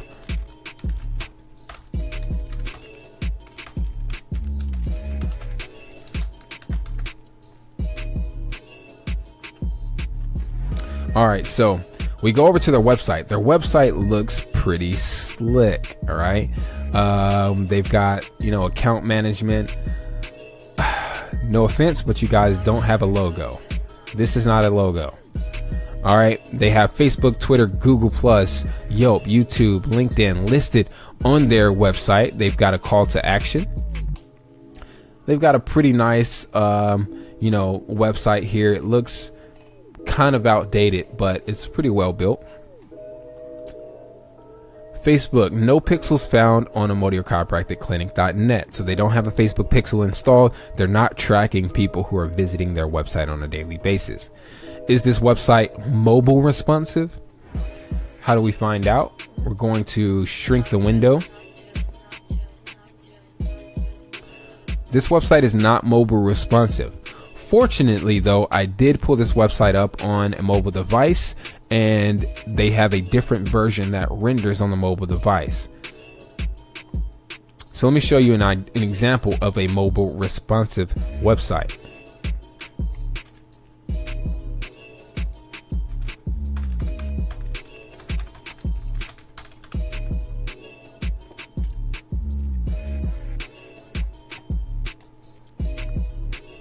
We found this website right here. This is a website that I personally built. At the very top in the first line is a call to action.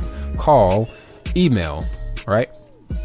They're branding up front, so we're more geared towards quality with this website.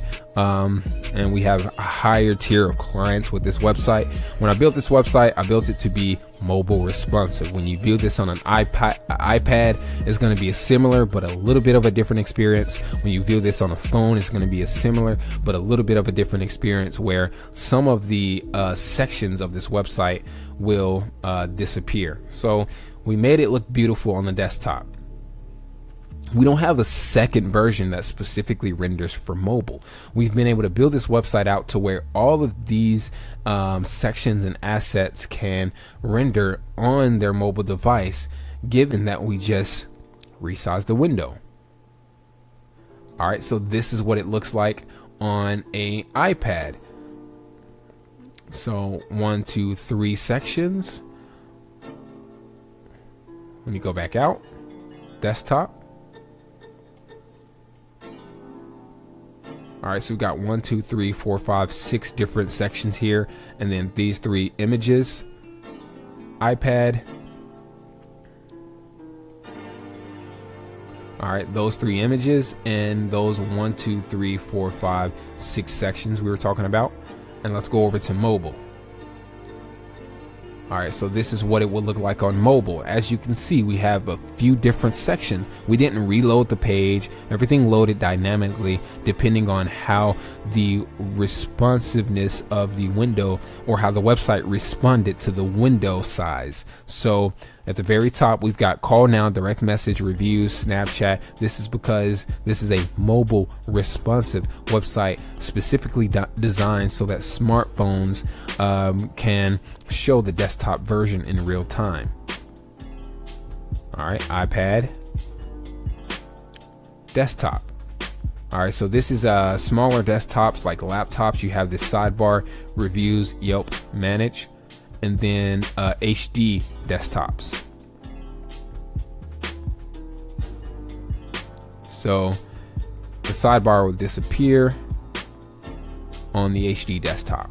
You don't have the sidebar, there's no need for it. This is a mobile responsive website. You don't need to know any single line of coding to build out a website like this with the technology that's available to you with WordPress. Now, no Facebook pixel, social profiles, call to actions. They have this banner up here at the top with an image, and in the image there's text embedded into the image, which means it's attached to the image. That's bad for SEO.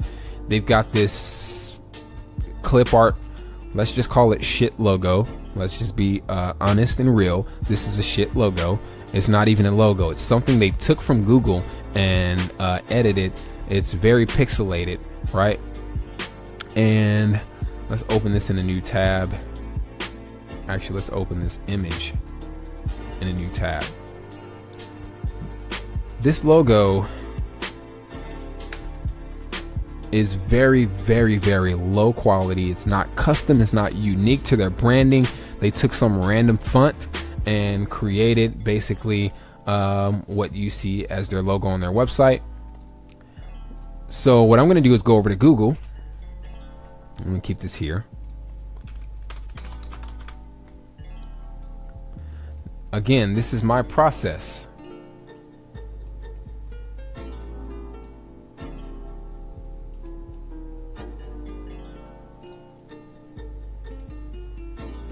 And I'm going to search chiropractor logo.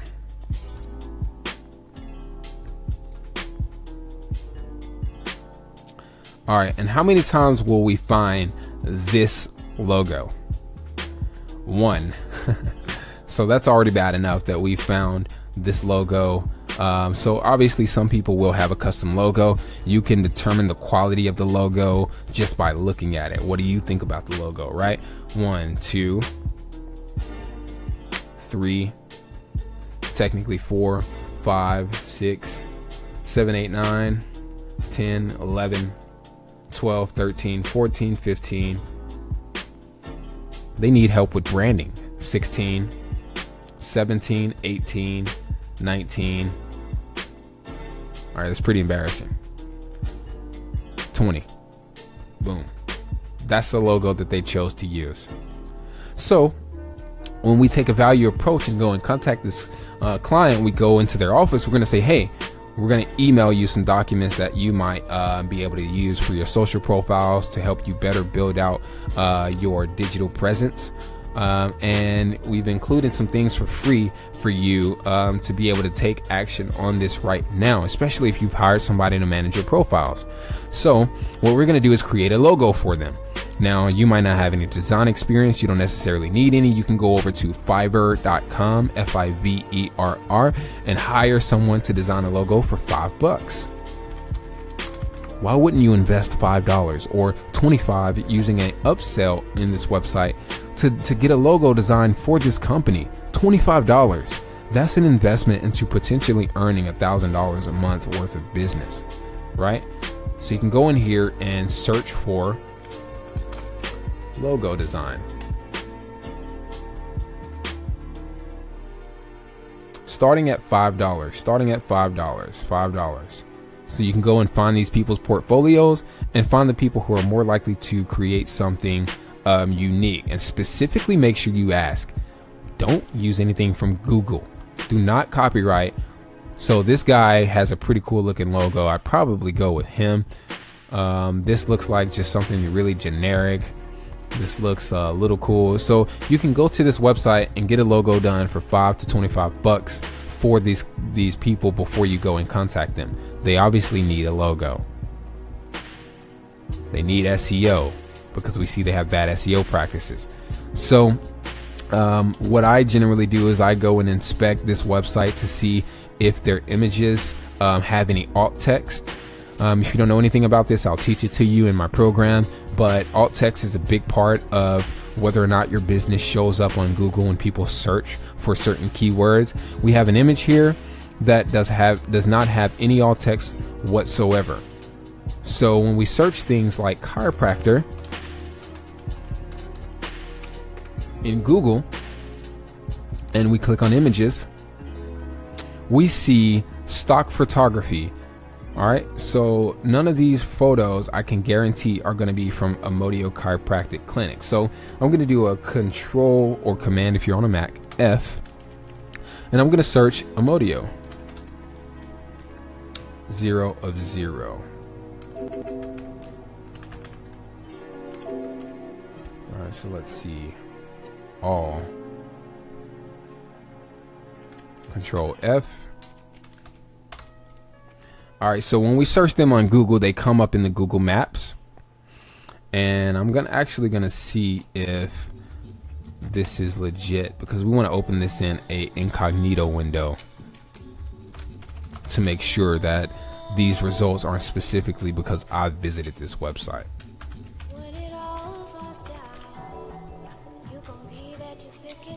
All right, so good. They show up in Google Maps and that's it.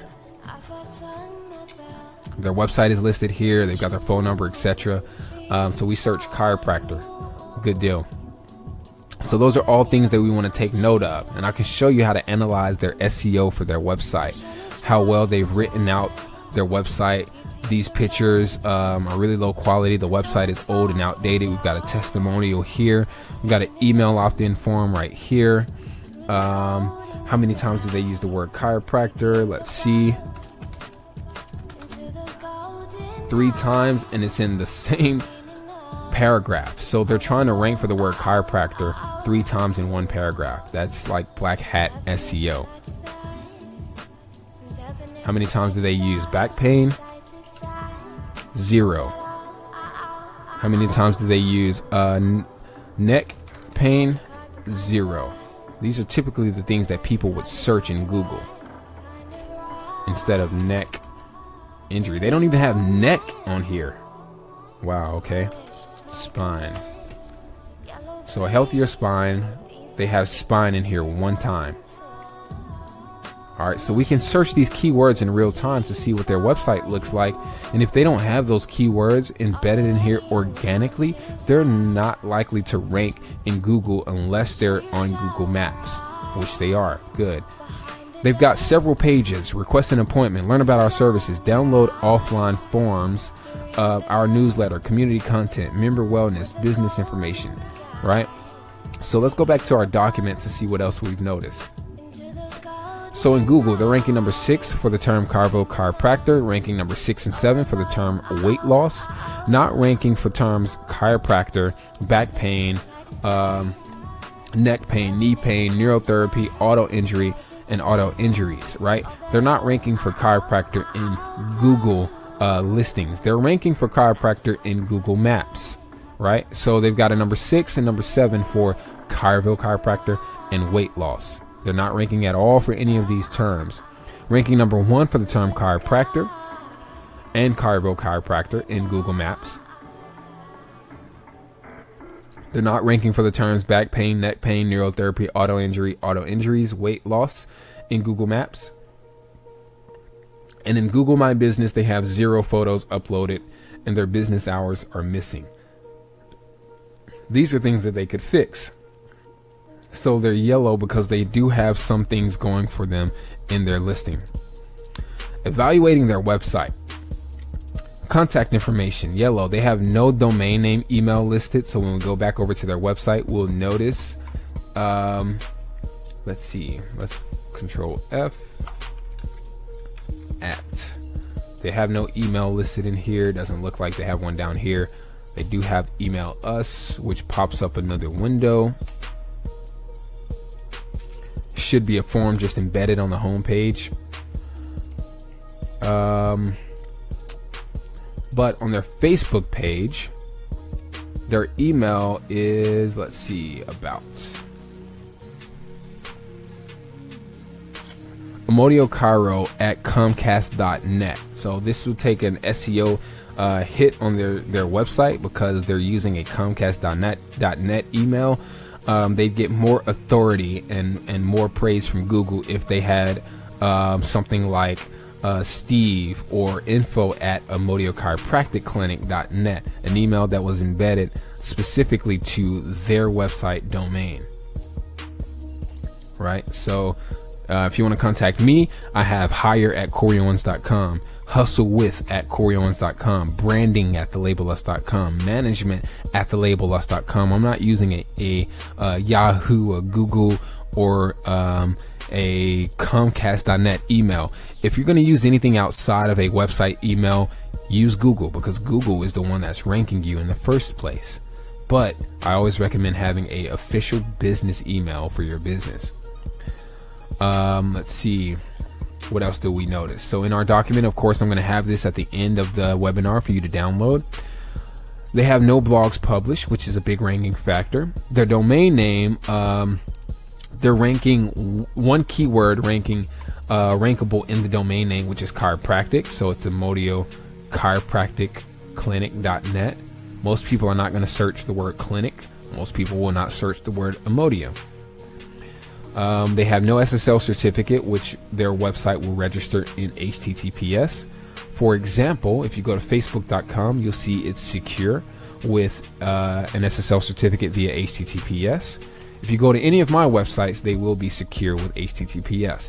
This means that any information that I submit through this form can be hacked and tracked by hackers.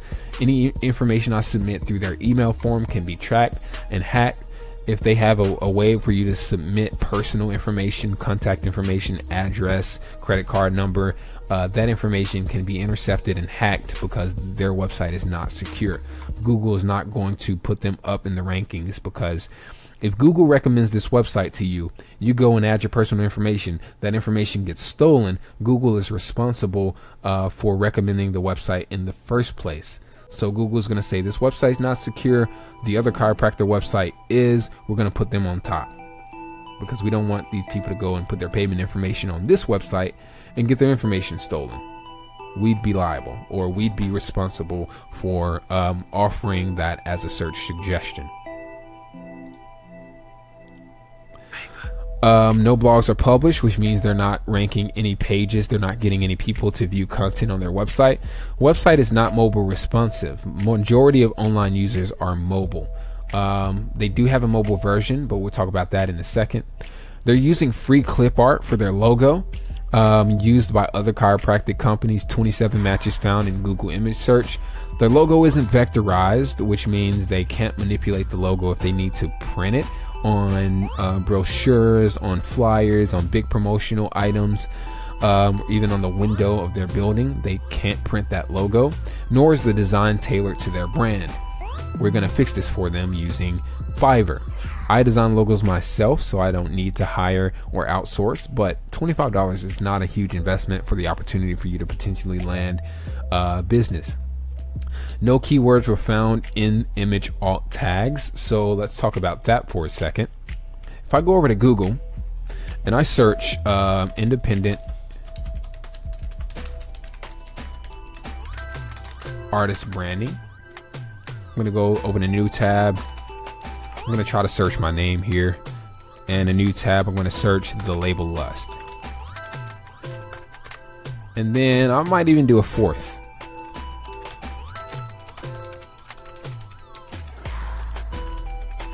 Independent artist management. So the first tab, I searched independent artist branding. Usually people are going to search artist branding or independent artist branding in Google, because they are trying to be an independent artist.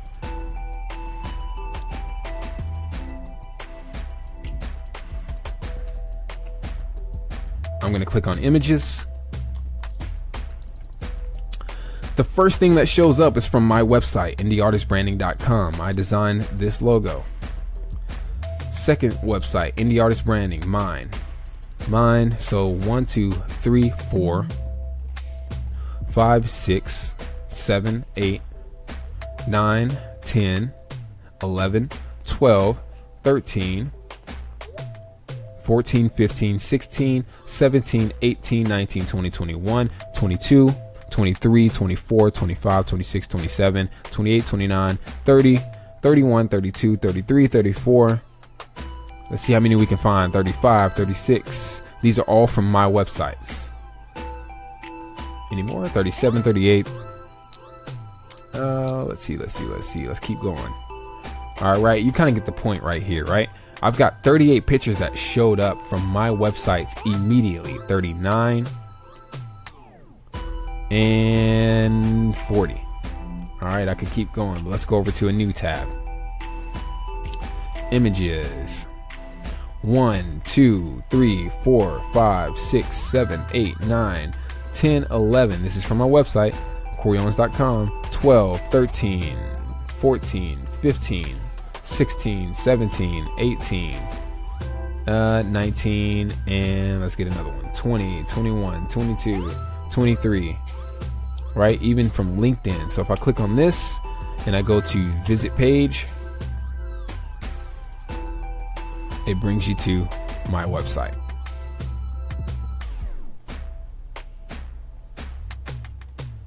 Right? And there are some of those images.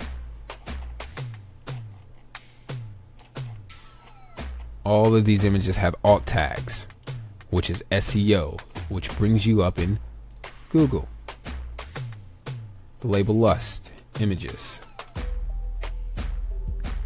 All right, 1, 2, 3, 4, 5, 6, 7, 8, 9, 10, 11, 12, 13, 14, 15. All of these are from my website. I don't need to count. I'm going to see how many are not. This one and this one. So 1, 2, 3, 4, 5, 6, 7, 8, 9 are not. 10 are not from my website. The rest of these are all from my website because they have alt tags. The label Lust. All right, independent artist management. All right, so 1 at the very top, 2, 3, 4, 5, 6. So this is from it. Oh, okay, yeah, that's from the label Lust. Let's see. So 6 at the very top of Google because I used alt tags. Most people think SEO is hard.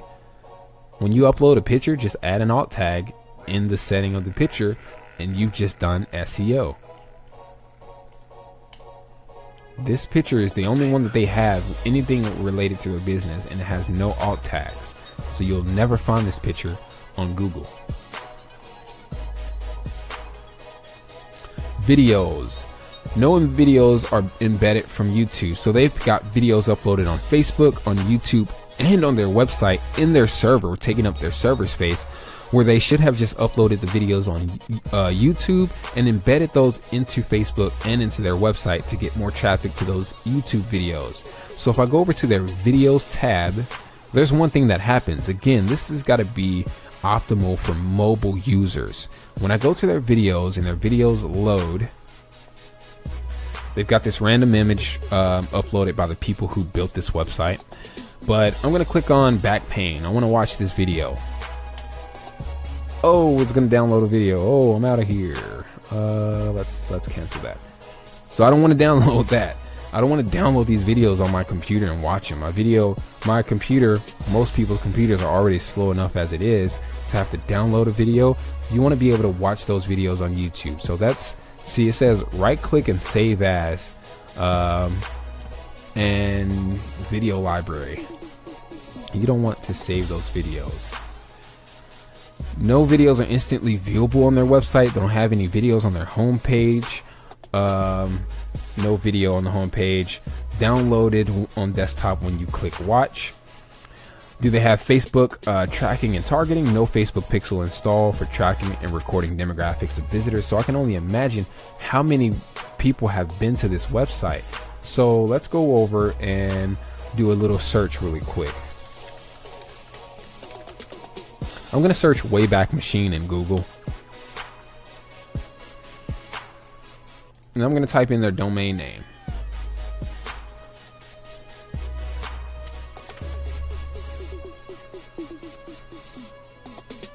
Their website was built in 2010. So let's go back to 2010 and check out their website.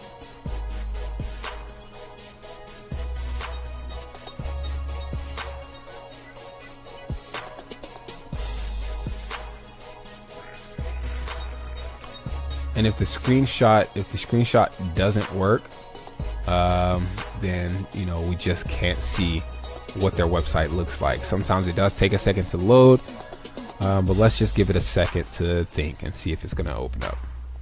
That same logo, and this is what their website looked like in 2010. Honestly, I think this kind of looks a little bit better than what they currently have.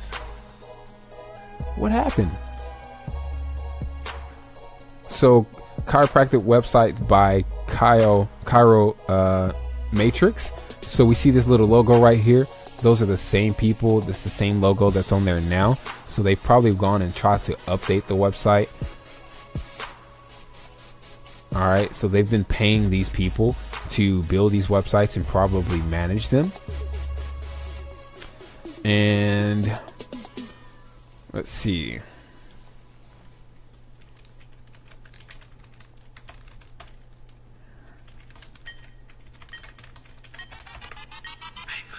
And all of this I'm showing you is basically what a digital agency will do for a business.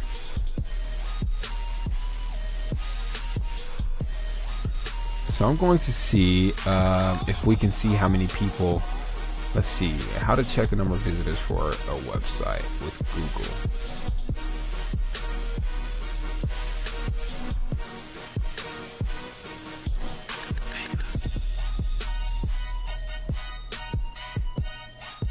So I know there's a website tool that I can use to figure out on average how many hits a website is getting. I forget the website that I generally use, but we'll talk about that. I'll share that with you guys later.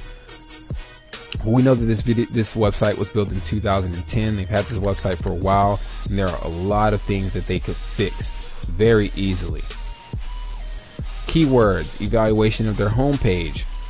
I'll give them a 1 out of 5 because they have 2 keywords in a header, chiropractic and chiroville.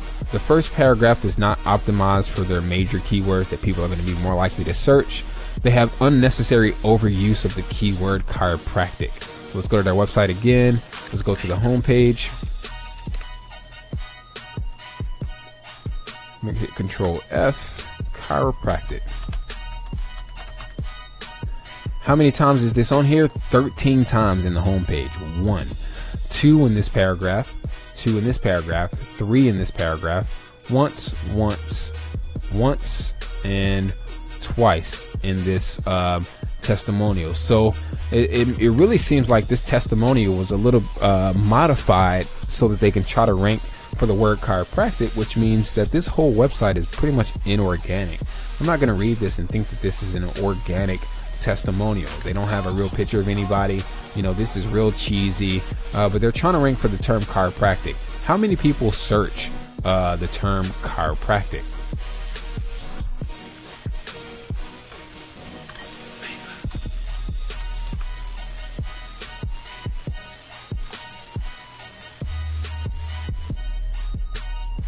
So let me find Google Trends. And in Google Trends, I should be able to find the tools I need to explore. All right, let's see. Google Marketing Tools. All of these tools are available to you for free. Think with Google. There it is. So if you do a search for Think with Google and you click on Tools, you can see Shopping Insights, Google Trends, which is what we're going to click on. Customer journeys, benchmarking tools, customer barometer. We don't need all of that. we're just going to use the Google Trends.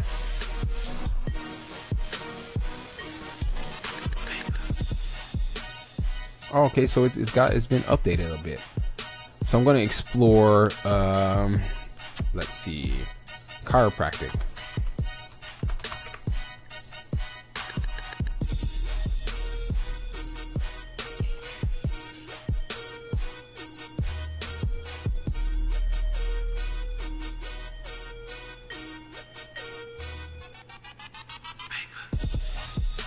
And I don't think Shopping Insights is going to show us anything about these search terms. Chiropractic, we want to search for Collierville, Tennessee.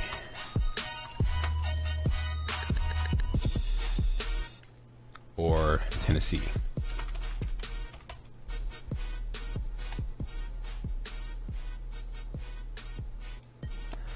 So there, your search does not have enough data to show here, which means that keyword they're trying to rank for, chiropractic, nobody in Tennessee is searching this. Probably nobody is searching this at all. So I'll show you a couple of websites. I'll list a couple of resources in the program that you can use outside of this tool that'll give you more accurate information.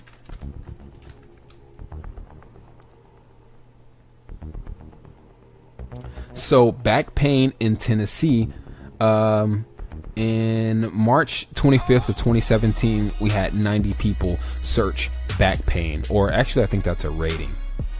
Is it a rating or is it the number of people? All right, so interest over time. So that's basically a percentage of interest. So this is the interest growth. So 90%, March 19th through March 25th of 2017. A lot of people are searching this. We just did a search term chiropractic and found that nothing actually even showed up. So we've got Nashville or Memphis, Tennessee. The search interest is 55. Jackson 100, Nashville 72, Chattanooga 55, Knoxville 75, and the Tri-Cities 66. Right, definitely big in Jackson, Tennessee. Maybe a lot of people getting wrecks out there. Lower back stretches is what people are searching for. Stretches for lower back pain, left side back pain, right lower back pain, lower left back pain. They can post blog posts to their website touching on these topics and what to do about them. The fact that 120%, this is like a rising topic. 120% of searches are lower back pain stretches. So if they post one blog post to their website about lower back stretches, they're going to get far more traffic than they've ever had, because people are literally searching for this in Tennessee. Right? So now we know what we want to rank our homepage for. Shopping Insights are for products. So if you're marketing, if you're going out to a business to present your services to a business, or present this value to a business who sells a specific product, you may be able to search products related to what it is they sell. For example, let's say I sell consumer electronics. We'll search HD. Let's try.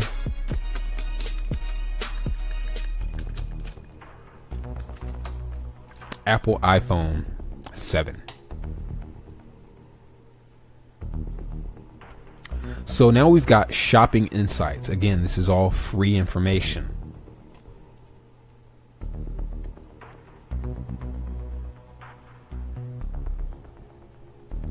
Now we see who's actually shopping the most for these products. So if I wanted to sell iPhone 7s on the internet, I know exactly which cities to target for my e-commerce store. Chicago, Philadelphia, Florida, Houston, Texas, Los Angeles, California, Colorado, Dallas, Texas, Alabama, right? These places that have, let's go over here to Los Angeles.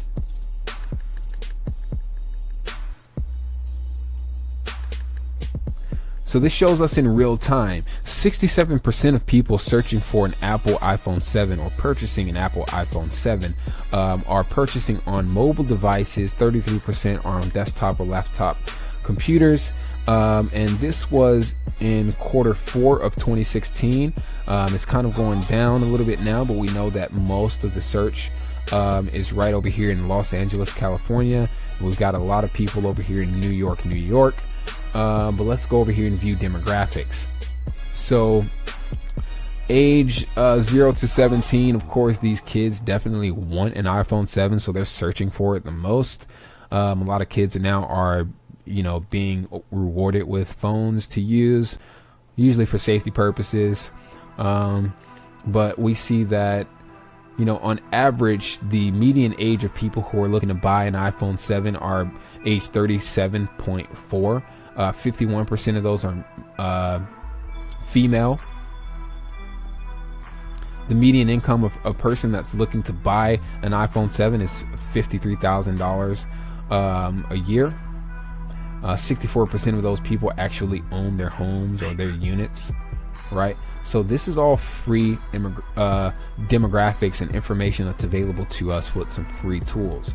Now, we just realized that nobody in Tennessee is searching the term chiropractic, which is the main term they're ranking for on their page. I just found this out. This is what a big agency is going to charge in excess of $100,000 to do, right? And even though this stream is about 3 hours long, I'm teaching you all this information. In between me doing this actually only takes about an hour or two at the most, depending on the size of the company that you're trying to land. Now, if you've noticed that a lot of companies are closing, shutting their doors, and you see a lot of buildings for lease in your area, that's a problem. That's a problem that you could fix. And these companies will be interested in hiring individuals who do social media marketing, evaluating their websites, and finding out these issues. Now, if they go and pay you $1,000 to $5,000 per client or per month, if you want to get just one client, you can spend 500 of those dollars on the front end in the first month to get these things fixed on their website. You don't necessarily have to go in and do them yourself. What you can do is take 500 of those dollars in the first month, go over to Upwork.com and say, hey, I have a list of things I need you to fix on my chiropractor website, even though it's not your chiropractor website. And I'm looking to spend $500. People are going to bid on that. So, let me log in. Let me see if I have my account set up.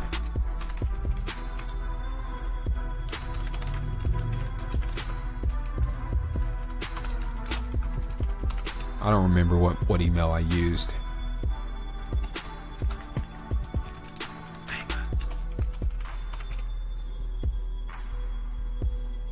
So if you get an Upwork account, again, this is free. You can post jobs. So I need help adjusting the layout of a WooCommerce products in a theme, right? I was creating a theme and I was having a hard time getting one product set up just right. And let me see, previously filled and closed job postings. I had this one. I had one hire, but I had, let's see, one freelance is hired. Let's view archives. So when I posted this, I only wanted to spend $15, I think it was, or actually no, I don't think I even posted how much I wanted to pay. So this guy from, where is he from? I don't know where. India. Said he's a WordPress expert, web designer, developer, management, e-commerce expert. He has 63% job success. He was offering to do it for me for $8 or $25 per hour. He didn't think it would take an hour. And I received this because I posted a job listing. So MD, so he's a doctor. Mihodu, I don't know how to pronounce that name, WordPress developer, 98% job success.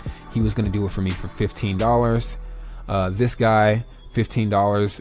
Bangladesh, Pakistan, 88% job success, $15. Bangladesh, $12.50. India, 94%, $15, India, $10, Pakistan, 0 hours. Oh, okay. So the number of hours right here, not 25 per hour. This is the number of hours he has worked. 63% of that has been successful jobs completed. 15 hours worked, 98% job success. 2,316 hours worked, 88% job success. $15 that you can pay to get someone to do some of this stuff for you. 29 hours worked, 94% job success, $12.50. And boom, 406 hours. So let me go back to who I hired. This guy had 2 hours worked, and I think he might have reset his account. 100% job success though, Hungary. And I think I paid him not only $15 but $25. So I gave him a tip because he did exactly what I needed him to do, which means I could build a relationship with this guy in the future if I need to hire him for more work. If I'm getting paid $1,000 a month to manage this company's website, I can hire this guy for $15 to $50 to $100, maybe $200 at the most every month to do what I need done, which means I take home 80, 90, almost 100% of the revenue that's generated from what I'm charging these clients to do. So in building an agency, you don't necessarily need to do all of the work. While you can learn it in this program, you can also learn how to outsource it to people in places where they have an expert in what you need done, but they live, who cares where they live, right? Or you can network with people in your city who are obviously going to charge you out the ass to do that same work because they are either new or they're in the process of learning coding. These guys are coding experts, and $15 is more to them in their location than that is to us. So they're going to be happy to have $15 and just to receive $50 when they finish a $15 project as a tip. They're going to want to come back and work for us as often as possible, and they're going to do more for that money to keep getting those tips. So when we hire or when we get a SEO client or a local business and we say, hey, we can do SEO, branding, graphic design, website development, marketing, advertising for you for, $1,500 a month, $2,500 a month, $5,000 a month, depending on the size of the business. And they say, okay, we're going to give you, $5,000 a month or $1,000 a month. But, do we have any contracts? Do we have to be in this for 3 years? You're going to say, no, there's no contract, but we recommend you stay with us for 6 months just to try to get some exposure to your business first and to build an audience. And they're going to say, okay, 6 months. They're going to pay you for 6 months, $1,000. You're going to get paid $6,000 up front for those 6 months. Or if they're paying you $1,500, you're going to get paid $1,500 per month for 6 months, all up front in the first month, which means you can go and hire out the people you need to do and fix these issues that they have, and then redevelop their website to today's standards at $15, $100, $200, $500. You can spend $500 and get an incredible website from someone in Hungary or Pakistan where you're getting paid $5,000 in month one just to go and fix those issues and run ads for them. If you're being paid $1,500 a month from the company, you're going to spend $500 of those dollars on running Facebook ads while you're learning Facebook ads. And $1,000 of those dollars are going to go into your pocket. Some of that money you can use to hire out people who need to help you with the ads. You can use that money to hire out people who you need to come into that restaurant that you've landed as a client to take professional photos of their food so that you can use in the ads, right? You don't have to do any of the work. You can hire out all of the work. That's one of the incredible benefits of building an agency. So because I know how to do all of the work, I prefer to do all the work because I have this quality standard.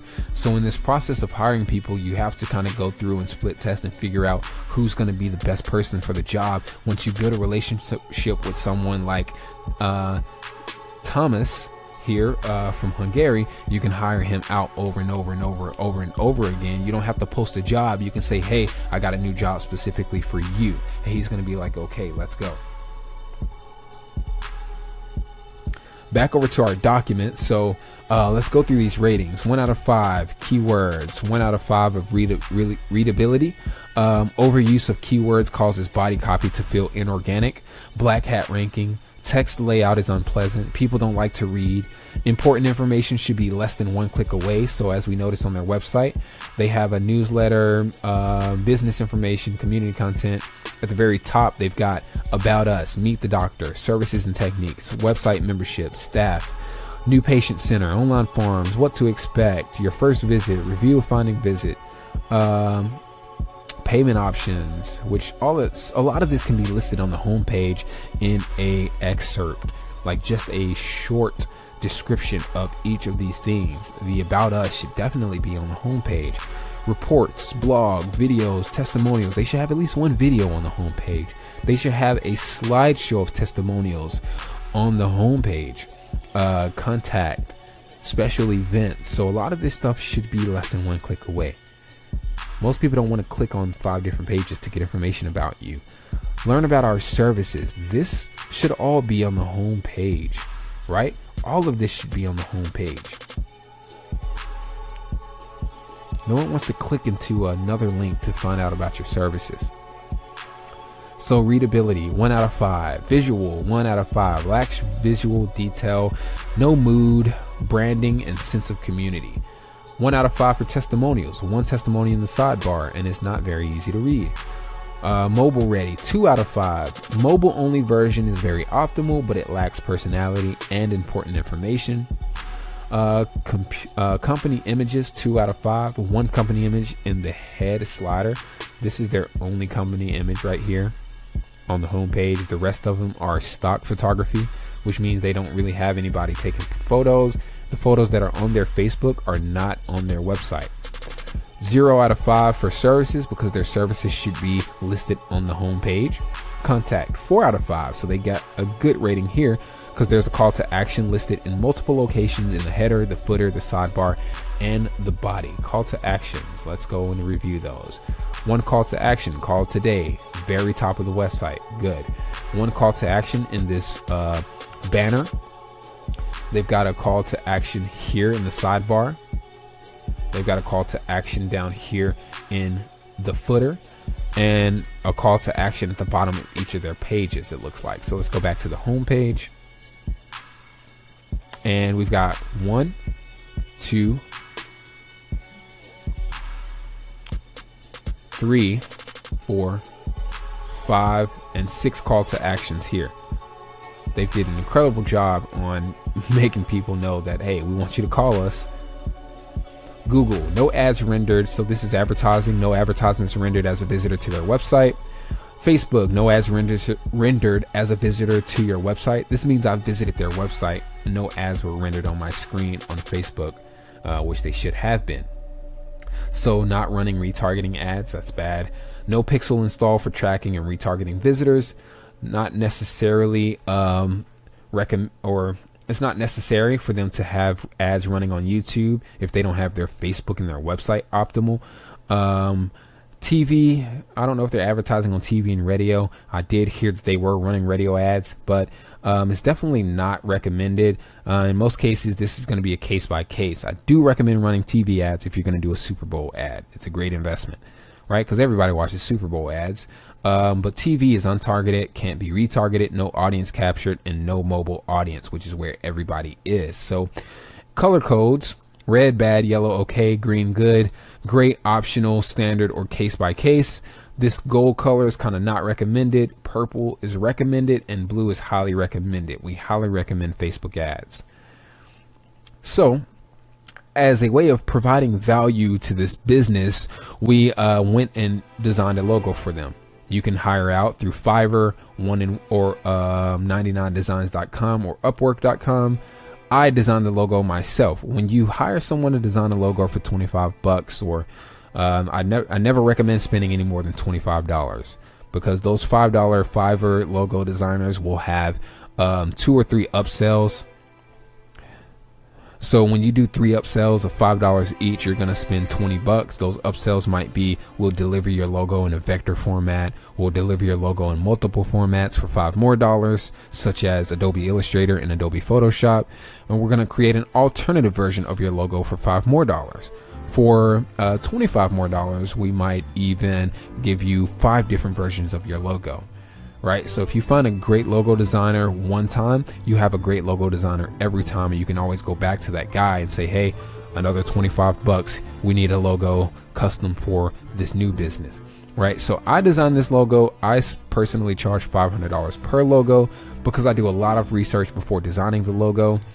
And I like to create a little bit of subliminal messaging in my logo. As you see, this backwards D and the E kind of creates a smiley face, kind of like a happy customer. It's real cheesy, but that gives this logo a little bit of a custom feel. And they get a alternate version. They get 2 alternate versions with the forward-facing D and the A alone, in case they want to use those assets. They're delivered to them in, let me actually pull it up here. So for my prospect, their new logo, they get a Adobe Fireworks version that's transparent. So they get this version and this version. They get a Adobe Illustrator version, both A and B versions. They get Adobe Photoshop. They get a Facebook banner. Right, so I create all of this for them. You can pay $5 to get this done.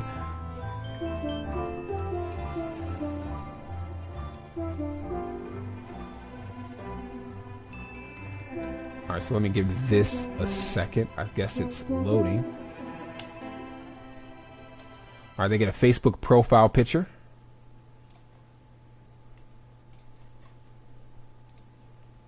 And I create all of this. I noticed they don't have a Facebook profile picture or banner that's actually fit with their branding. I created this Facebook banner. I threw this big image in the background, and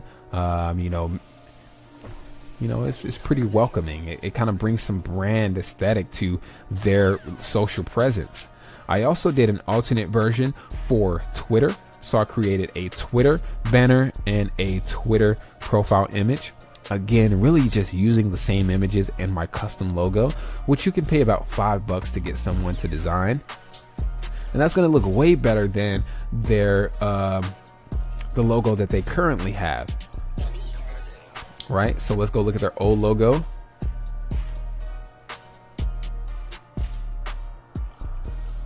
Look at that. Horrible. And we downloaded these from Google to show them that your logo is not unique enough. You're using stock photography, whoever designed this for you. So hey, as a way of giving value, we design their logo for them or get a logo designed, and they're going to say, wow, okay, we have a custom logo now. We didn't even pay anything for this. And in this document, I post a picture. I add a picture of the logo, fully custom design, and I'm going to put designed by, and I'll put my agency here. If you actually design the logo, you feel free to put your name, but if you get the logo design, feel free to say designed by and add your agency name here. Logo included in the email. Again, I say I go and visit the people in person first. I introduce myself. I say, hey, what's your email, so I can send you some assets that you can use. I don't want you to buy my services. I just want to give you something for free that can be helpful for you.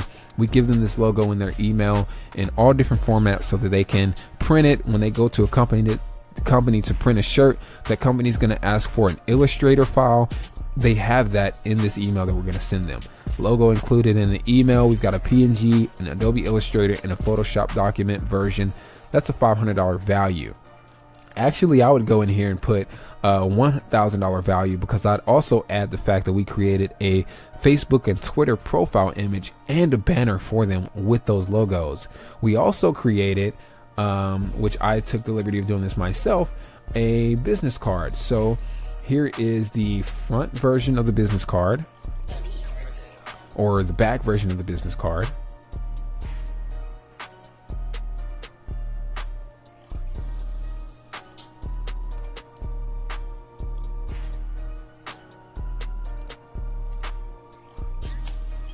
And I don't know if it's just going to take a minute to load. This is the front. So we put their custom logo. We put their logo kind of in the background, their alternate logo, their website, their names, their phone number, and their fax, their address. And this is a really high quality logo. This is the full size of the business card. Why I can't preview the back? Let's see. There it is. So we created a back version of the business card, which is just going to have their alternative logo. These flowers kind of represent the environment that they have. So you can design this however you want. I have a template that you can download when you join into the program or into the course. And I have actually a lot of templates you can download, or you can hire someone on Fiverr or one of those freelancing websites.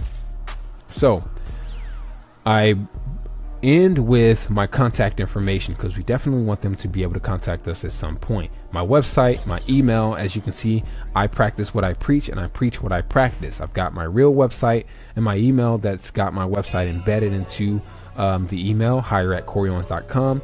My cell number, my LinkedIn, my Facebook Messenger URL. And I end with, I'd love to meet with you and share with you any resources I have for improving these areas of your digital marketing. If you already have someone managing your digital real estate or have someone in mind, I personally, this is what I like to do. I like to mentor people. I'm happy to mentor and guide them to successfully build a solid digital foundation for your company. I'm not asking you to hire me, but I would love to earn your business. This is literally what I would say when I talk to them in person. So I'm also going to include this in the copy of my document because that's how I talk. I don't want you to go in here and say some shit you wouldn't say. So when you actually talk to them in person, they're like, wait, did you type this document up or did someone else? Right? So in case you weren't planning on it anyway, here's something that may be beneficial to you or someone you hire in the future to manage your social profiles. What we're doing here is we're saying, look, you're not obligated to us by any means. And as a matter of fact, we're here to provide value to you on the front end. So in case you didn't want to hire us anyways, we're still going to follow through with our promise of providing value to you, right? If you don't want to hire us for whatever reason, here is a video pretty much explaining why Facebook is not a social network and how you can take advantage of it. It's 20 minutes long. Here's a video explaining Facebook ads, not an advanced video, but an hour worth of me explaining how Facebook ads work, because we know they're gonna sponsor posts at some point and they're gonna make the mistake of pressing this blue button. So I say, by the way, never click this eye-catchy button. I've embedded this boost post button in here. You can keep it in here. You can just replace some of this text when you download this document. But I put in parentheses, it's like throwing $100 in a paper shredder, because you're not targeting anybody. And there's a specific way you should run Facebook ads. Now, whether or not they take action and view this, whether or not they give this document or this email to someone in-house who is trying to learn social media because they've already hired someone, right? Which is why they don't want to hire us yet. Or they simply don't want to hire us because they don't believe in what we have to offer. They're the kind of guys that like to do it themselves. We give them that opportunity, which makes us become the authority. Right? So when they have questions and when they do need to hire someone, they're not going to go to anybody but us, because we're the ones that pointed out their issues and how to fix them in the first place. 9 times out of 10, if they've hired someone or if they decide to try this for themselves, they're not going to know how to fix this. They're not going to have enough information to know how to install their Facebook pixel properly. They're not going to have enough information to know how to do SEO. They don't know what some of these terms mean. Obviously, we meet with them and tell them these are where your issues are. We print off the document and give it to them when we meet with them, and then we send them the email as a reminder so that them and their receptionist can see that we've got information that they can fix. So that receptionist that they hire to do their social media marketing can realize that they're in over their head on what they're supposed to do. They're not going to be able to efficiently do this, which means they're going to have to hire someone, right? We have to give value, because by giving value on the front end, we become worth so much more to them. By trying to sell them, we're like the guys that are knocking on your door saying, hey, buy our shit, right? We don't want to be those guys. We're building an agency off of authenticity, and we're building this agency off of value, which is going to put you in a higher bracket or a higher tier of being able to offer your services at a premium price. Now, if you try to build your agency by saying, hey, buy my stuff before I tell you what's wrong with your website, those companies are not going to be willing to pay you what you think you're worth or what you are worth. Those companies are going to hire you just long enough for you to fix their issues, and they're going to say, hey, we don't need you anymore. We've reviewed what you've been doing, and we believe we can do this in-house. But if you provide value by fixing their issues before they even consider hiring you, before they know who you are, and showing them that you are the authority, you are the go-to guy, you're the guru in this space, they're going to feel like they've built a relationship with someone who has more of a business mindset in an environment that they don't understand.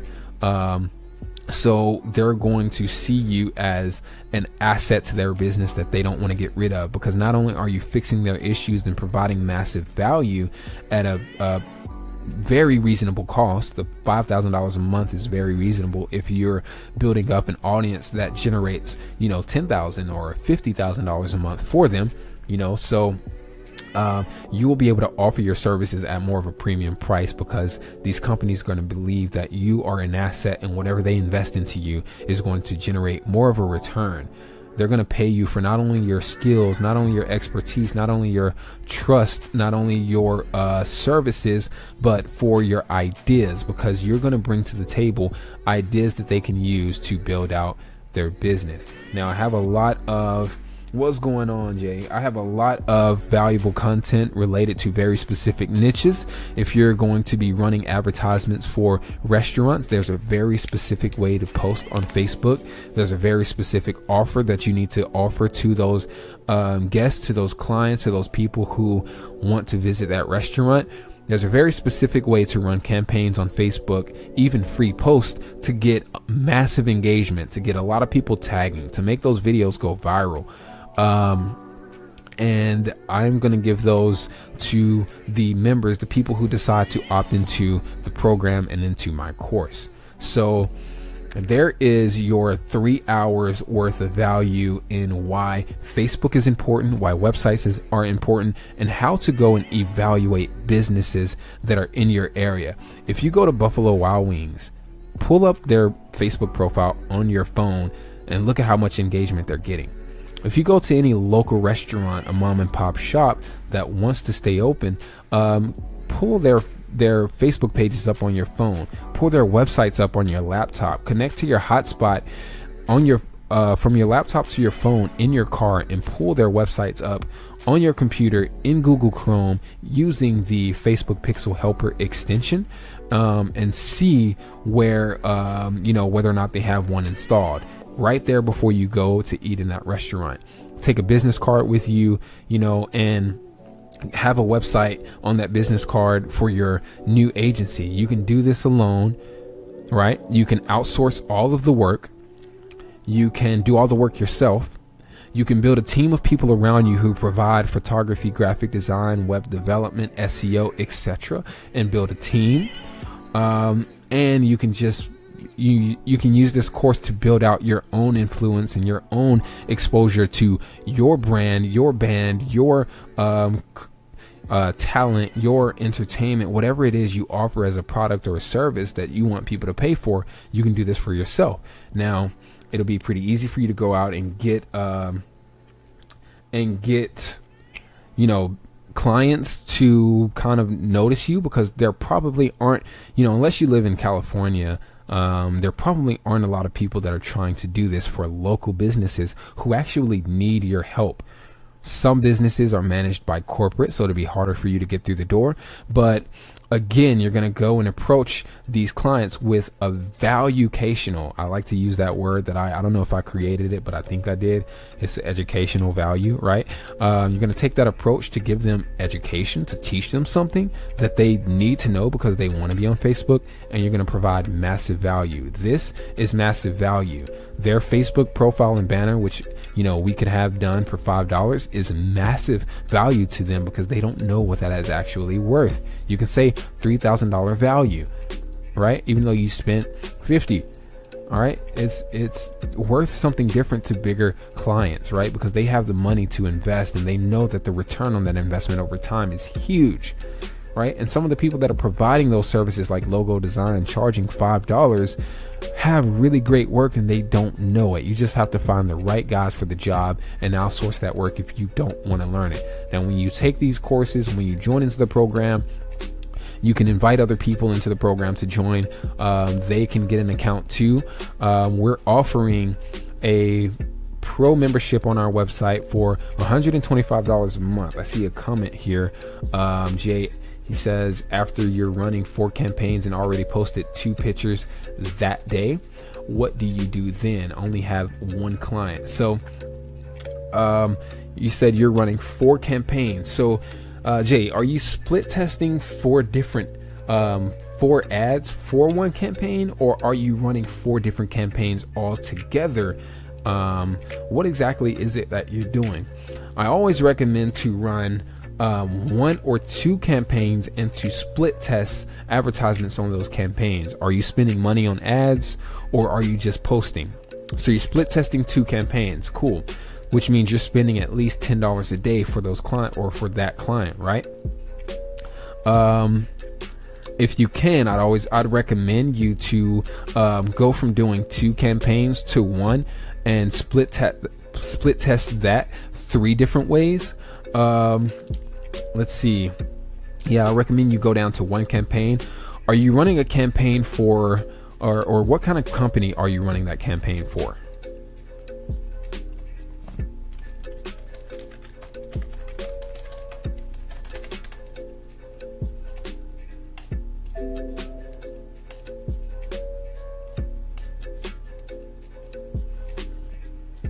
If you're still there, what is the niche? What is the industry that company is in? A bed liner company. Interesting. So with this, this is a pretty interesting one. For bed liner company for trucks. Okay, so in Facebook, let's do something here really quick.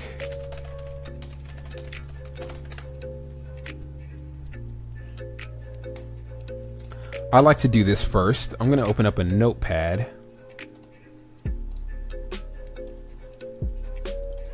And I'm going to go over to Google and I'm going to search top.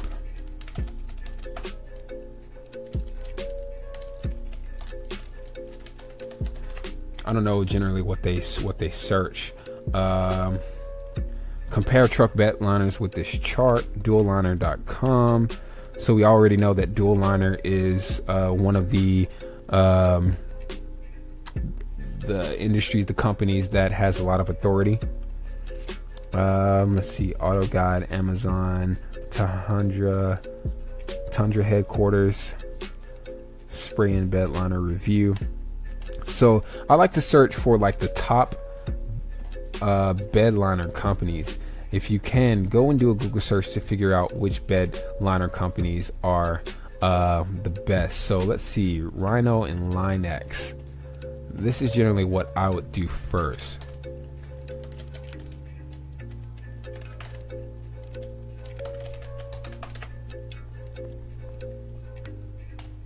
So I'll go over here and I'll do Rhino liner, and we're gonna try to find different companies that specialize in bed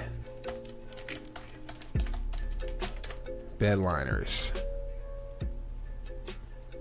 So we've got Bed Tread. I don't know if that's a company.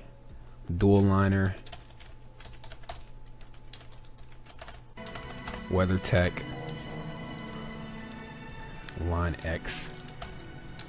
And I'm going to go over to Facebook first. Business.facebook.com. I'm going to log into my account. And oh, it's for RVs. Spray on top of the roofs of RVs. Okay. Well, I'm just going to use this as an example. So take this as an example, right? So let's say you were doing this for trucks. So I'm going to, let's just create a new ad, for example. And I'll go down and I'll do a search.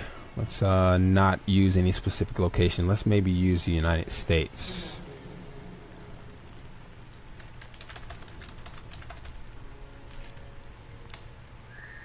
everyone in this location. I'm going to bring this back down to 19. All men and women. We know that this is usually men in trucks. So for this specific example, I'm just going to do men since I'm searching for truck liner. And I'm going to search Line X weather tech. And sometimes we won't find what we're looking for.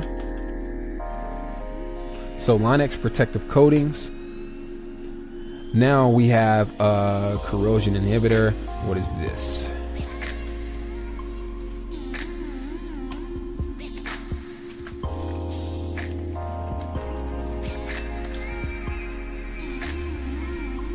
All right, so this has something to do with bed liner. Let's see. Let's search another one. Dual liner.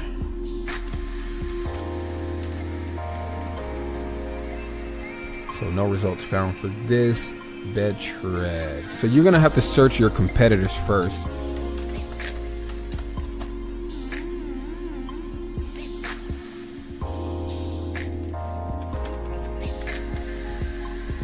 I would have assumed that Rhino liner would have been a really big one.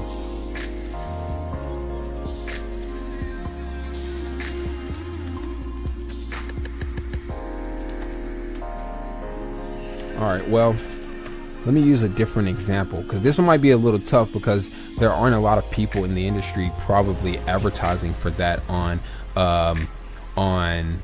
Facebook. So what you would specifically do is when you run a split tested ad, and I recommend running one split tested ad over 2 split tested ads because you're going to be able to get more information about the first ad on the front end, which means you'll be spending $15 to $20 a day on that one ad to test 3 different targets, right? So if you know generally that the people who own RVs are over the age of 32, you'll do 32 to 65.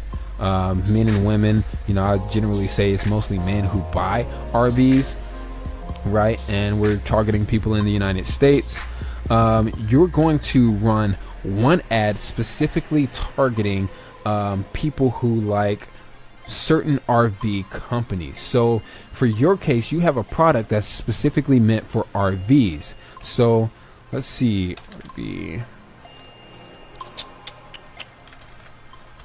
RV brands.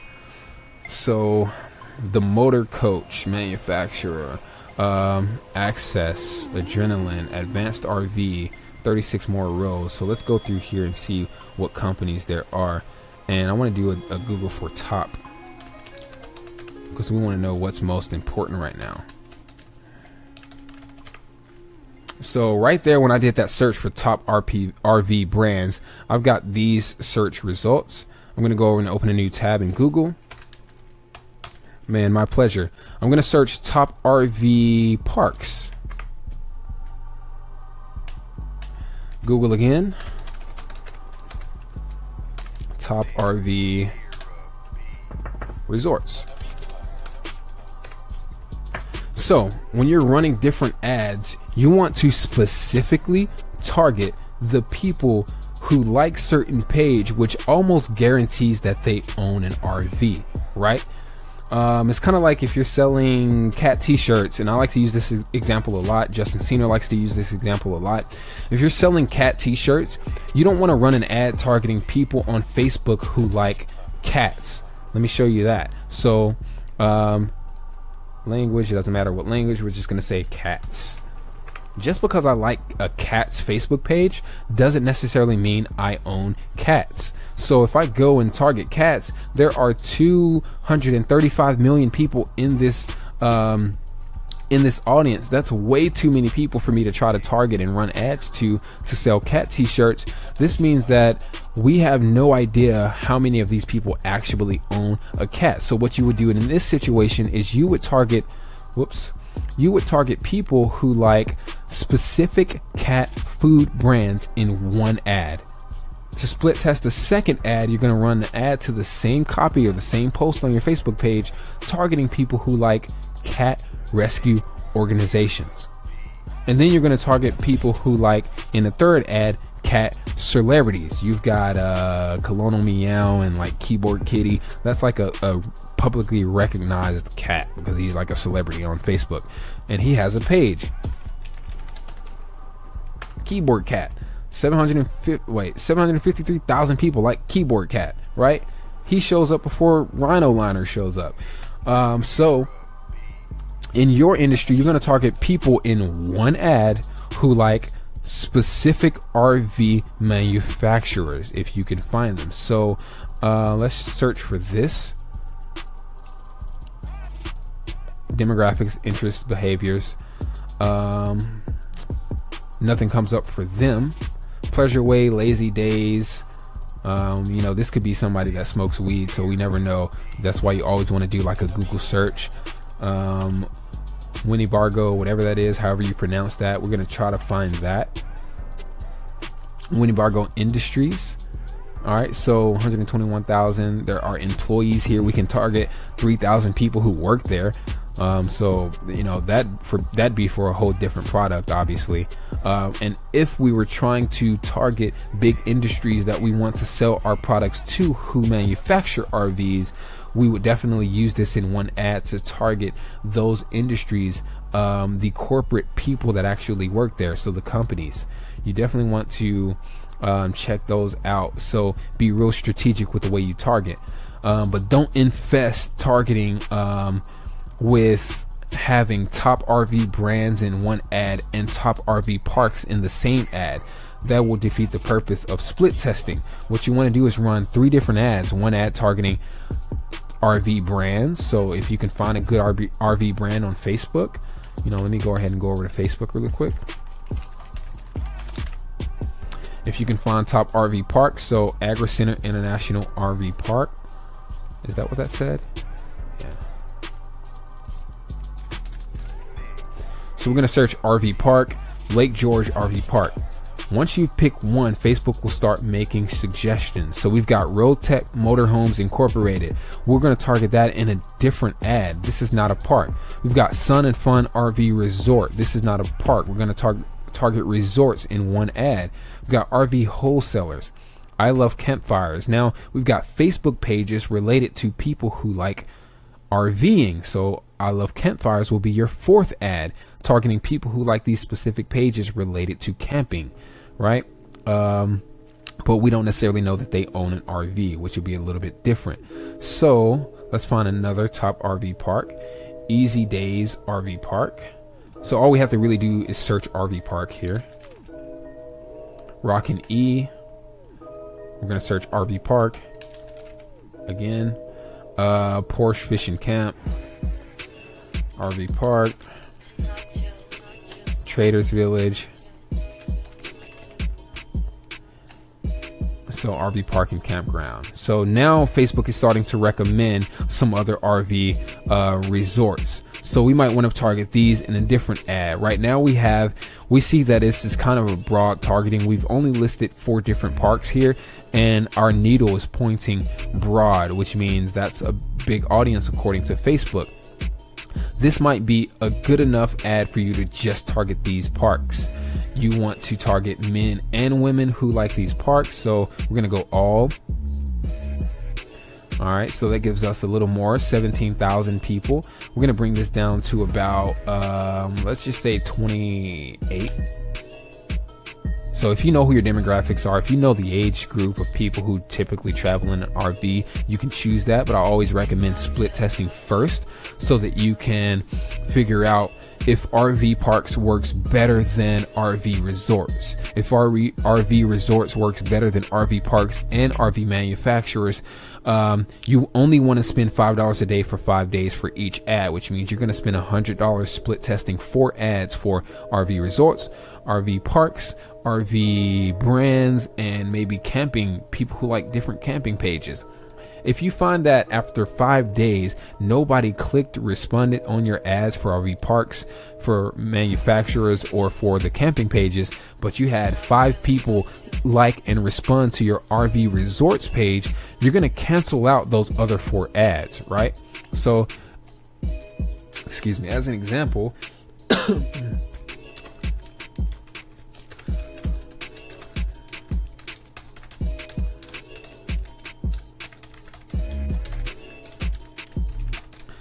Let's say out of these four, only the RV resorts actually gets any kind of engagement. You don't necessarily sell any products yet. You're going to go and scrap the other three, and you're going to start split testing RV resorts, right? So now with RV resorts, you're going to run 4 ads. And of course, you got to tell this company, look, you have to split test and run ads to figure out who your audience is. So give us 6 months. I know that's a lot, to a year before you can really figure out what your results are and what's going to be best for us to run ads and where we can spend more money in the future. But you have to do this for a long period of time to build up the audience so that we can build up and see who's clicking on what, right? Obviously, they're selling a top, a more premium product. They have a higher ticket on their product, so it's not going to be easy to sell like a $5, pancakes. They have a big product that's very niche specific, so they have to do more split testing, which over time is going to give them better results when they actually figure out who their audience is. So when we find that people click on our RV resorts ad, what we're going to do is go down and split test that between men and women, right? So we're going to say men between the ages of 19 and let's say 35, and then men ages 36 to 65 plus, right? And then we're gonna do 2 more ads.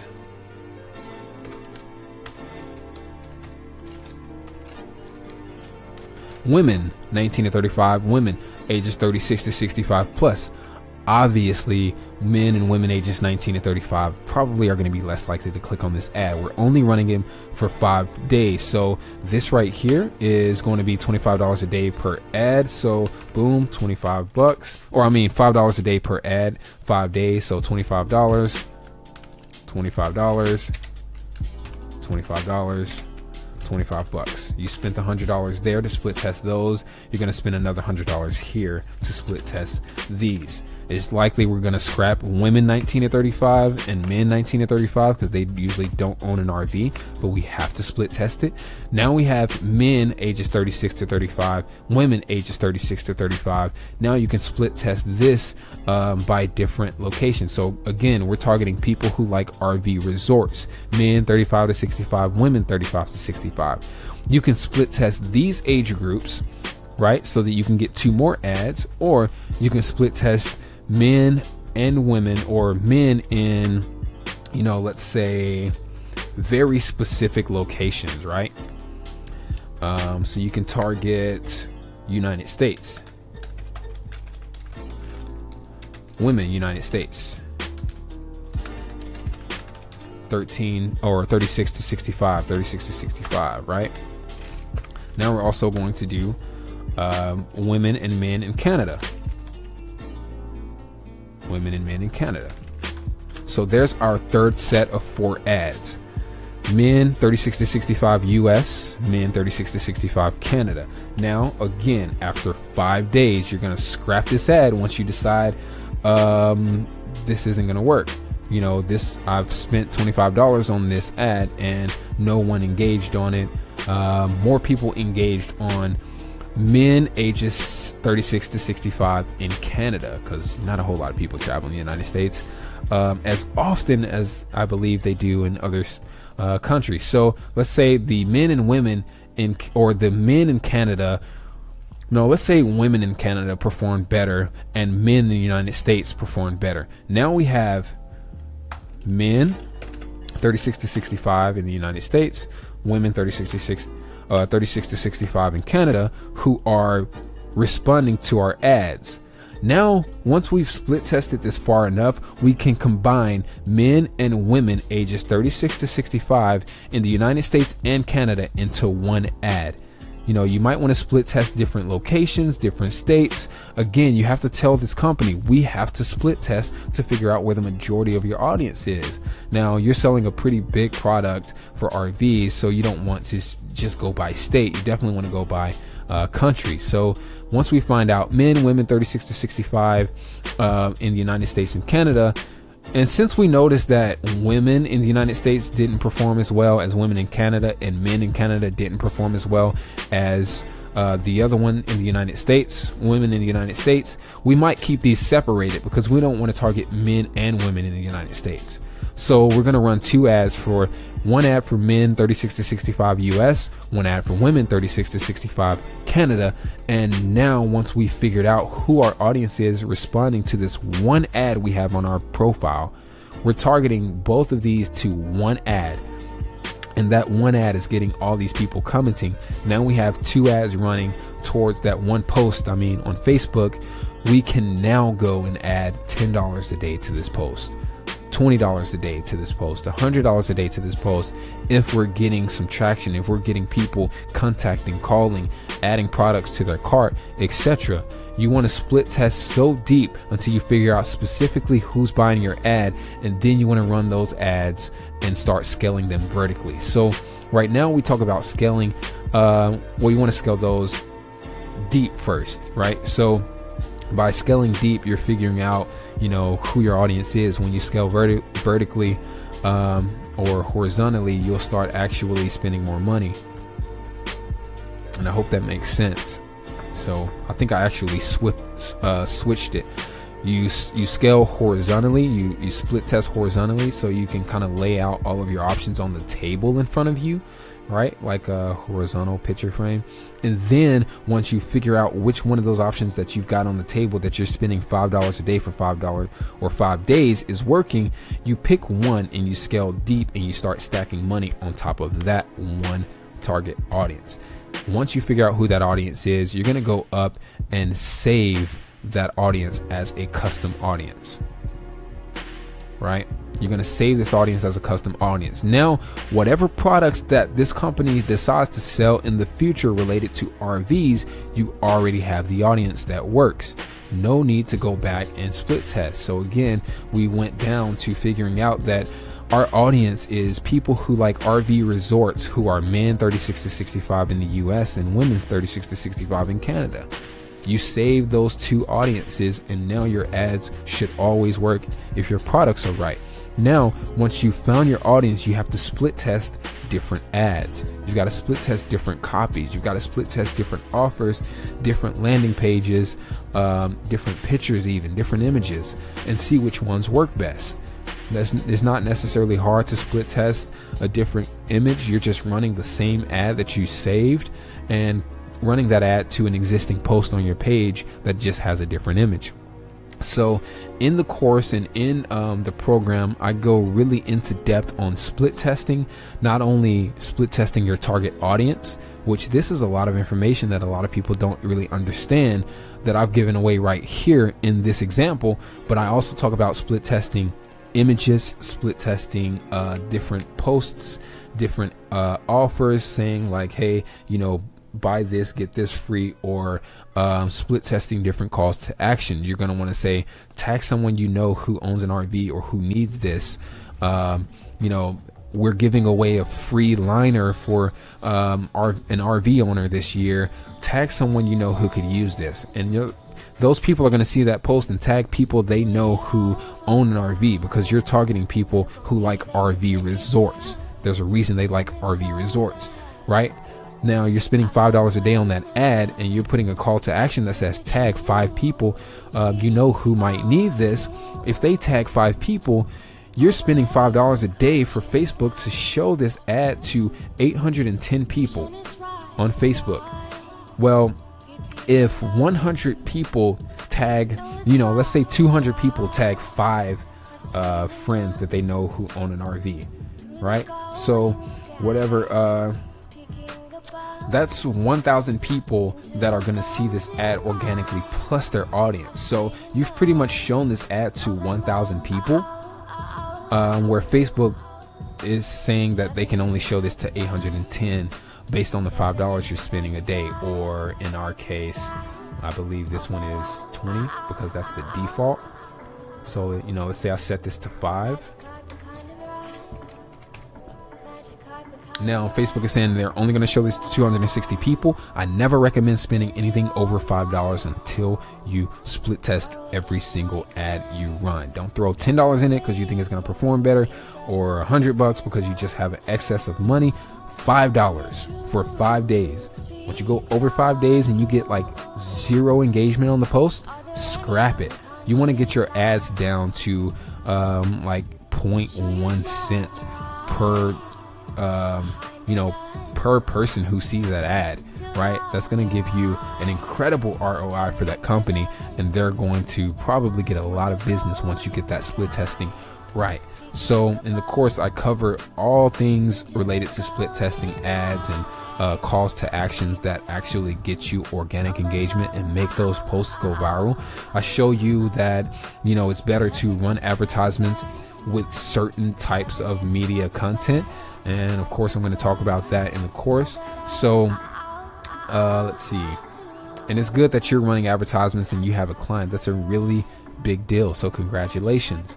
What I'm offering today is a membership to Memphis Entrepreneur Club, where we've got a few different membership types. The first one is a club membership, which is a $50 a month membership. It's a recurring subscription, which gets you access to not only 10 years of everything that I've been teaching, that I've learned myself, but you get access to everything that I'm going to add into this community over time.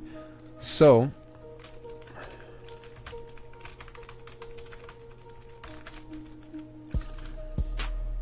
I'm going to add a link in here that I want you guys to go and check out.